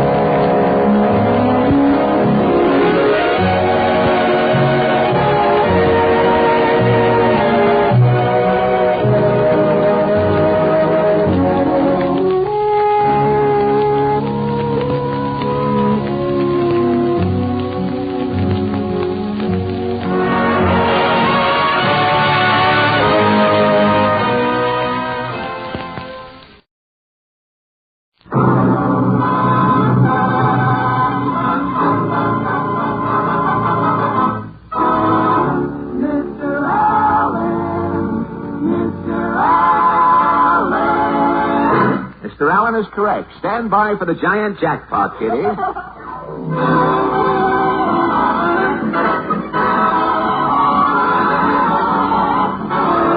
The Fred Allen Show, with Fred's guests Miss Carmen Miranda, Portland Hoffa, Minerva Pius as Mrs. Nussbaum, Alan Reed as Falstaff Openshaw, Parker Fenley as Titus Moody, the DeMarco sisters, and Al Goodman and his orchestra. And when I'm not masquerading as Senator Claghorn, my name is Kenny Delmar.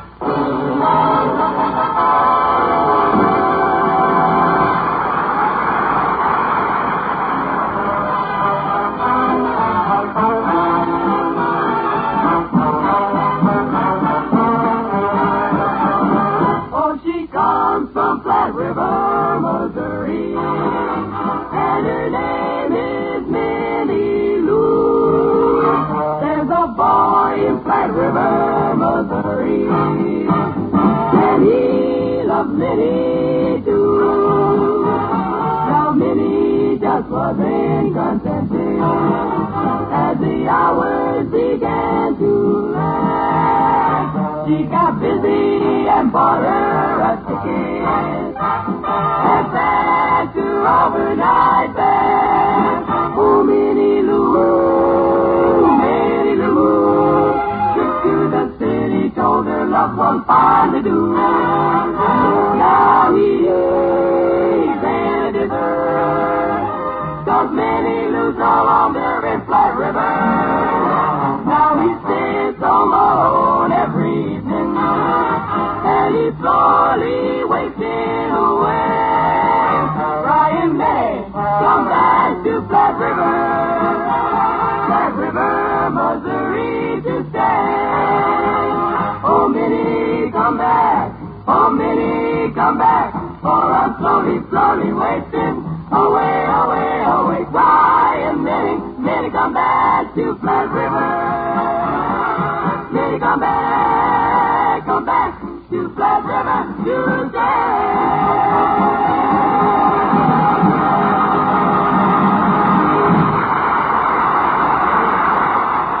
week, ladies and gentlemen, Billboard, the world's foremost amusement weekly, published the results of its radio editors' poll. The program chosen by the radio editors as their favorite stars a man you all know well, and here he is, Fred Allen. Thank you.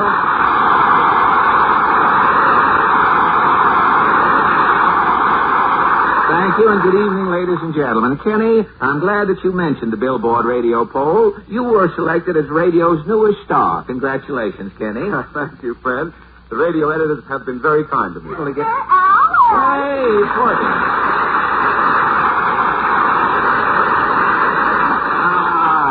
Now for some funny stuff, hey, Portland? Going to show me up, huh? I don't think I get funny till the next page. Oh, you don't think you do? No fair peeking ahead, you know. All the actors would quit if they knew what was coming. Well, you have some dull stuff first, you think? What is it? Well, the Metropolitan Life Insurance Company says that girls who want to get married should go west. Well, Horace Greeley once told the young men to go west. Why should the insurance company tell the girls to go west? Maybe the men who took Horace Greeley's advice are getting lonesome. Well, with all those Harvey girls out there. Well, that could be, Portland. And speaking of Mr. Greeley, let's stop Horaceing around and start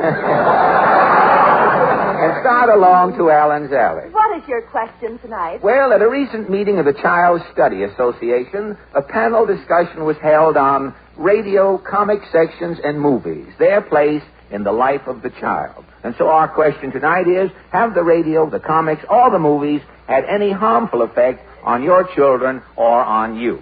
Shall we go? As the two little fish said when they were being washed over Niagara Falls, what's to stop it?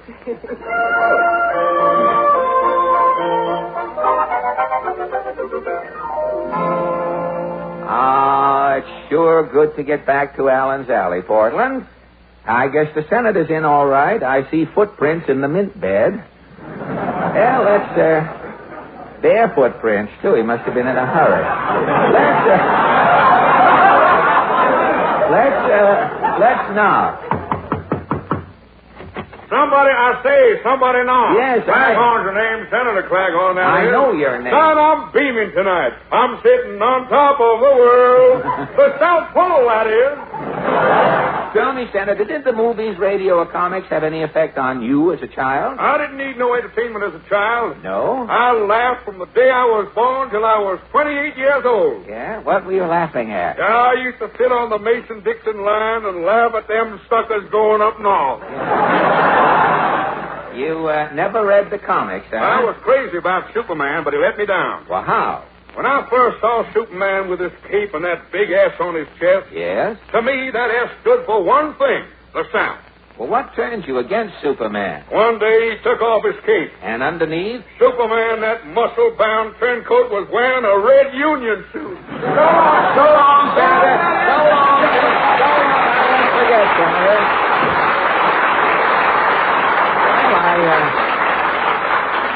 Say, I just noticed the Senator's feet are flat.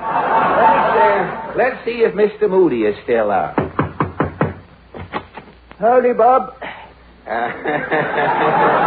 Just made it to the door. Well, tell me, Mr. Moody, how do you feel about the radio, movies, and comics affecting children? I'll put it blunt. Radio's the worst. Well, why? Well, the radio's either singing at you, yelling at you, or telling you to buy something. Well, has the radio caused you any trouble personally? Yeah, twice. I was so mad I could have spit. What? What happened? Well, one time a fellow says on the radio, he says, try Kramer's corn syrup. And? I poured some of that corn syrup on my corn. Corn syrup on your corns? Yeah. My feet were stuck in my shoes for 6 months. Well, what else happened with the radio? Another time, my pig had appendicitis. Pig had appendicitis, huh? Yeah, I had the pig in the living room, laying on the lounge. I see. I was holding a cake of ice to her to ease the pain. Uh-huh. And a radio program come on. Young Dr. McGee. Uh-huh. Well, sir, young Dr. McGee, he was going to operate on a society girl. I see. I says to myself, I'll follow young Dr. McGee and take out the pig's appendix at the same time.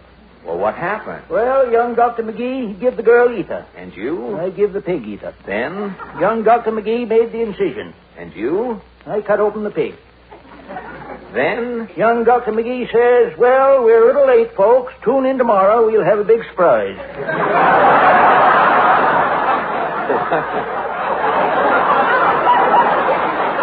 What did he have? I don't know what young Dr. McGee had. But the next day? I had pork chops. So long,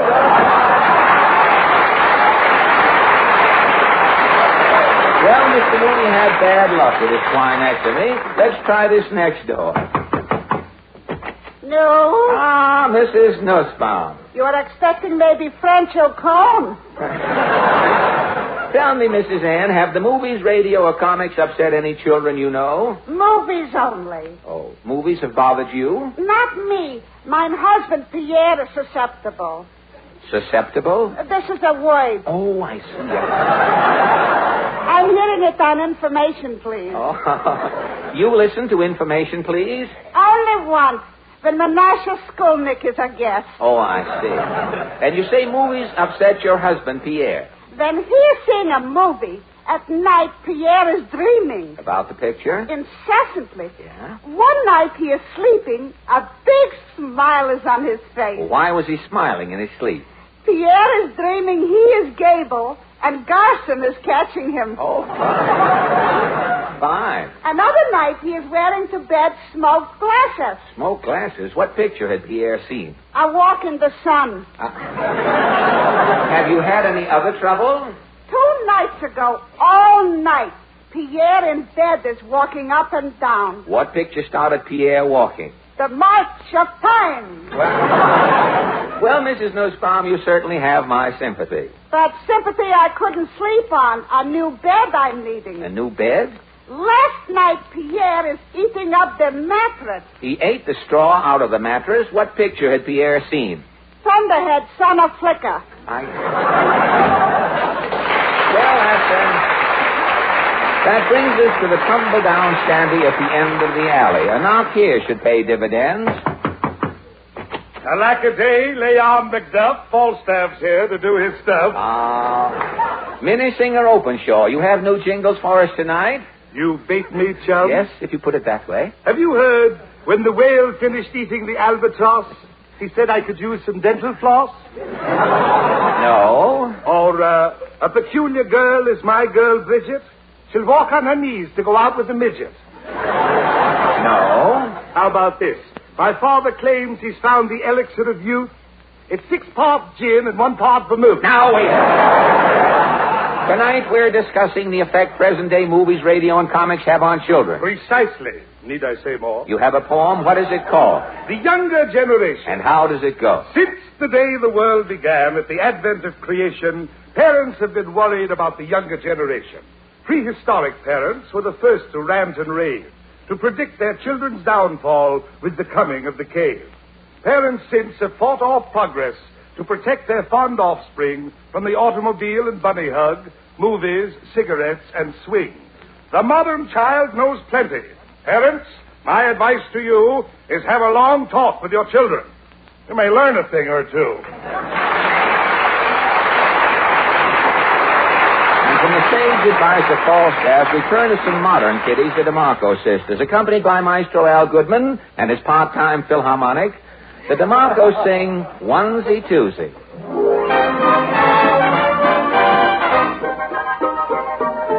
Onesie, twosie, I'll kiss you, twosie, threesie, you kiss me, threesie, foursie, kiss some moresie, let's talk on higher. Foursie, fivesy, let's get risey, fivesy, sixty, hug me quicksy, 60, 70, this is heavensy, my heart's on a flyer. Keep the numbers going till the song is done. Love will keep on growing and we'll have lots of fun. Woo-hoo! 70, 80 are my days, 80, 90, ain't this fine, 90, 10, start again, 1, 2, 3, I love you, 3, 1, 2, I'll kiss you, 2, 3, you kiss me, 3, 4, kiss some more, 1, 2, 3, 4, what are you waiting for, 4, 5, let's get live, 5, 6, hug me quick, 6, 7, this is 7, my heart's on gonna fly. Keep the numbers going till the song is done. Love will keep on growing, and we'll have lots of fun. 7, 8, 7, 8, C, you're my Daisy. 8, 9, 8, B, 9, B, 8, is fine. B, 9, B, 10, B, start again. B, 1, 2, 3, 4, 5, 6, 7, 8, 2, 4, 6, 8, 10. Start again. Count to 10.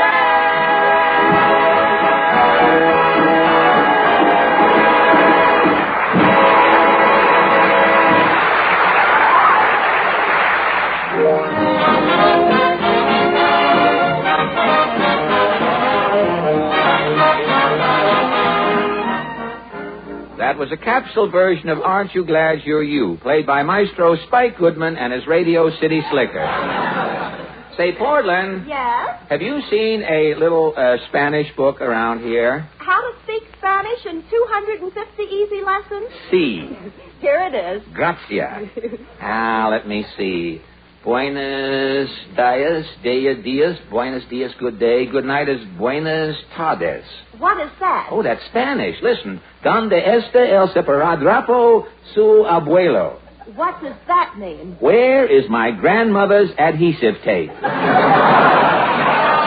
If some Spaniard ever cuts his finger and his grandmother has any adhesive tape, I'll be sitting pretty. Spanish. Well, it's the good neighbor policy, Portland. I've just made a big deal with Carmen Miranda. Gosh, Carmen Miranda, the Lucy Monroe of Brazil? You bet. When Miss Miranda is going back to Brazil, she's taking some of my ideas with her. Everything is all set. What happened? Well, last week, Carmen Miranda was appearing at the Roxy Theater, as you know. I studied my Spanish book all morning. About 2 in the afternoon, I went over to the Roxy to Miss Miranda's dressing room.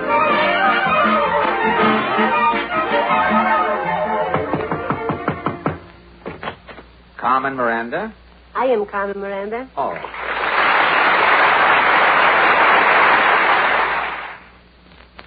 Buenos dias, señorita Miranda. ¿Cómo está usted? Would you repeat that, please? ¿Cómo está usted? ¿Cómo? You know, ¿cómo? But the only como I know is Perry. Perry, ¿cómo? Yes. But, look, señorita. Look, buddy, if you cannot talk English... English? I'm Fred Allen. Oh, Fred Allen, I'm so glad to see you. I thought you were some foreigner.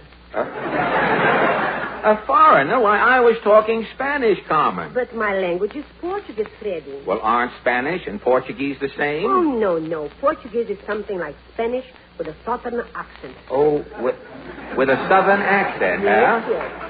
In Spanish, we say, alô, amigos. Que prazer em vê-lo com baixo aposto que é de novo no Brasil, sim? Oh, and how would you say that same thing in Portuguese? In Portuguese, we say, alô, amigos. Que prazer em vê-lo com baixo aposto que é de novo no Brasil. You all. You all. Well, I was merely trying to greet you, Carmen. In Brazil, how does a gentleman greet a lady? Well, he strips his hat off. Uh-huh. He clicks his heels. Yeah. And then he says... Uh-huh. In Brazil, you actually have men who whistle at women? Why not? Brazil has a navy, too.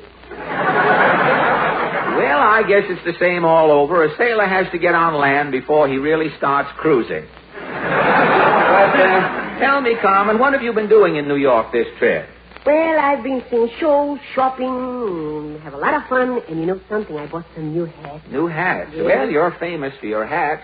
Who creates them? Lily Daché, John Fredericks? Oh, no. A man named Houlihan. Houlihan is a milliner? No. Houlihan is a fruit store in 8th Avenue. Oh, Houlihan is a fruit store, huh? Has a front door for a vest. I suppose when you buy a pineapple, Houlihan says, "Shall I wrap it up or will you wear it home?" Oh, Fred, you are so fun. You know, you are funnier than Upton Castelletto. Abbott Abbott and Castellana. So thank you, Carmen.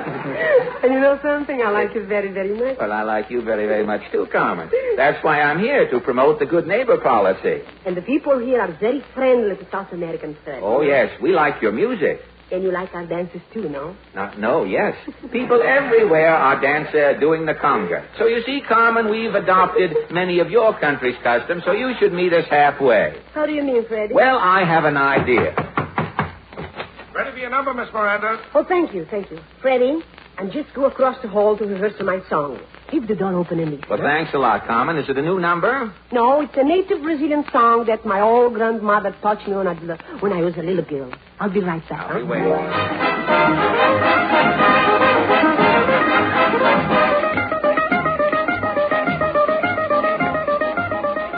Vou explicar que é o Chatanuca Chuchu.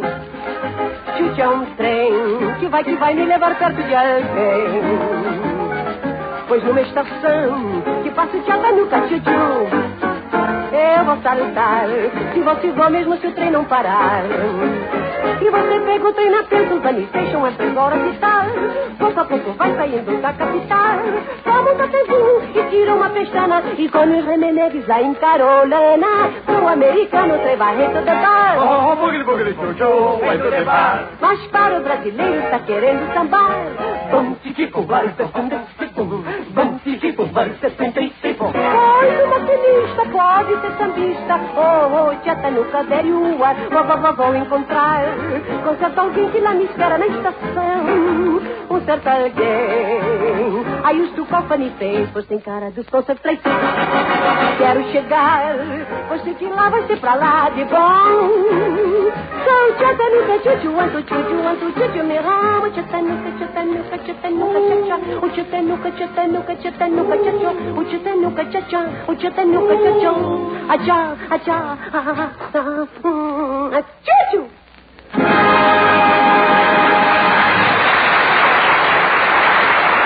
Bueno, Carmen.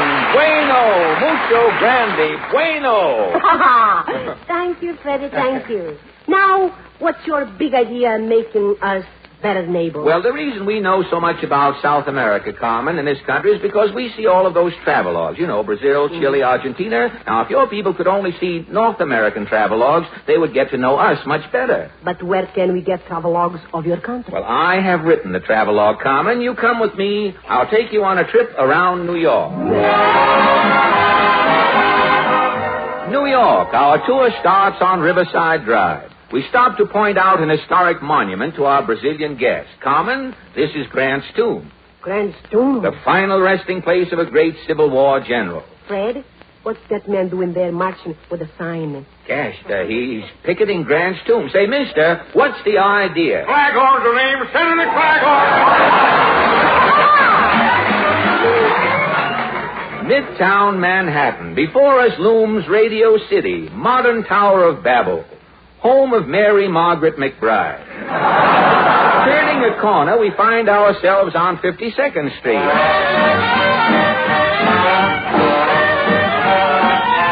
Swing Lane, the heartbeat of American jive. We peer through the window of one of the many clubs that line this famous street, and we're in luck. A band is about to play. We listen.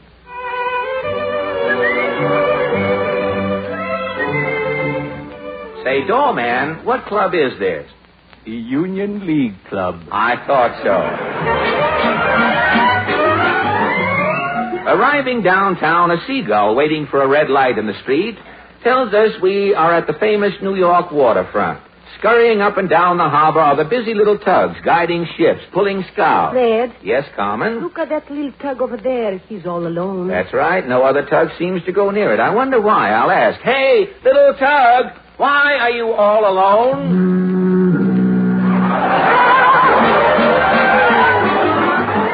From the waterfront, we cross town and pass New York's largest bus terminal. We see a Greyhound leaving the terminal for Boston. Next, we come to Greenwich Village, famous artists and poets' colony. A wild-eyed lady poet in a torn beret and a dirty smock is reciting her latest poem. Farewell, cruel world, I'll end it all. I've drained life's cup, 'twas bitter gall. My burden's too heavy for me to bear. I can't find nylons anywhere. As the lady poet passes her beret, we hastily turn up an alley and find ourselves on the Bowery, haunt of derelicts who have dedicated their lives to drink. A beaten one looks up from the gutter and says, Hi, Fred. Well, hello, Mr. Milland. I thought you'd given up the stuff. I was driven back to it, Fred. I was on Jack Benny's program tonight.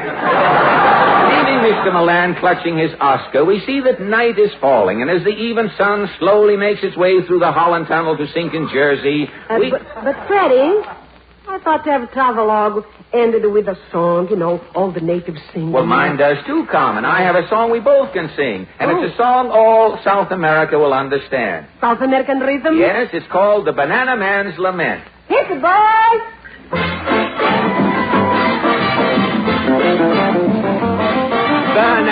Bananas!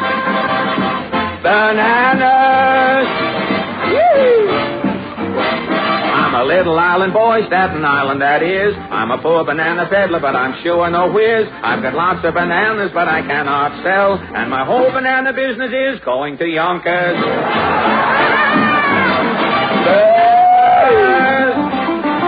Cut rate, closing out bananas. Listen to me, Freddie, what the Carmen say. You've got to sell bananas the Brazilian way. You got shaker maracas, gotta get in a groove. You got spray them in place and make the rest of your move. Ay, ay, ay, ay. Que jucatada. Que bananada. Tá no Brasil, para we sell bananas. The Brazilian way, she says. Well, what can I lose? I'll try it. Ay, ay, ay, ay. Ay, ay, ay, ay. Cosi, cosa. Cosi, cosa. I'll be gesund. I'll be gesund. Your father's mistake. So, thank you, Miss Miranda. Your advice was swell. Today I sell bananas and the tarantulas as well. I'm the big-time operator. I'm just rolling in the dough since I started selling bananas on the radio. Stand by for the most important radio announcement of the entire century. Ladies and gentlemen, the Great Allen Fruit Company would like to introduce you to Jose Banana. I'm Jose Banana, and I've come to say bananas have to ripen in a certain way. When they're black with the brown and have the golden hue, bananas taste the best and are the best for you. You can put them in a salad. With mayonnaise. You can put them in a pie. Any way you want to eat them. With or without the skin. It's impossible to eat them. But remember, bananas like the climate of the very, very tropical equator. So you should never put bananas in the refrigerator. No, no, no, no. No, no, no, no. No, no, no, no. Definitely not.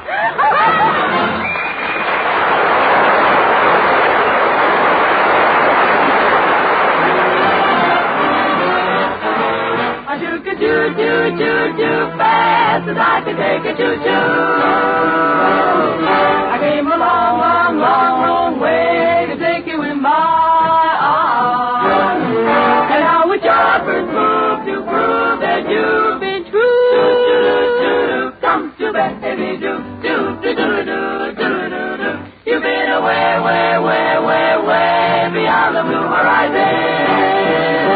I'm hoping no one else is on your mind. The master of my sweet and meet your Waterloo.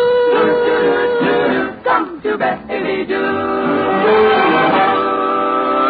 Stop me from guessing. Ain't no time to tease. All this messing. Put your bacon baby at ease. I wanna love, love, love, love, love, love just the way I wanna love ya. I'm gonna try to make you understand. When all is said and done, the one for me is you. Come to baby, come to baby, come to pretty baby. Come to baby.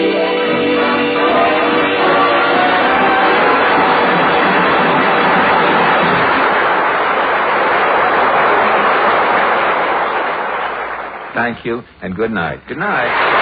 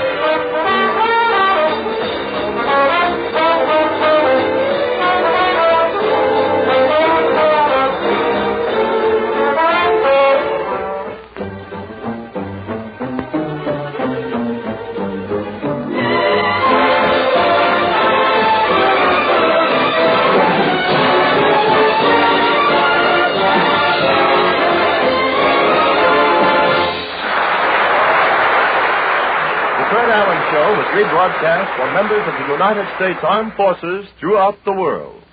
This is the Armed Forces Radio Service.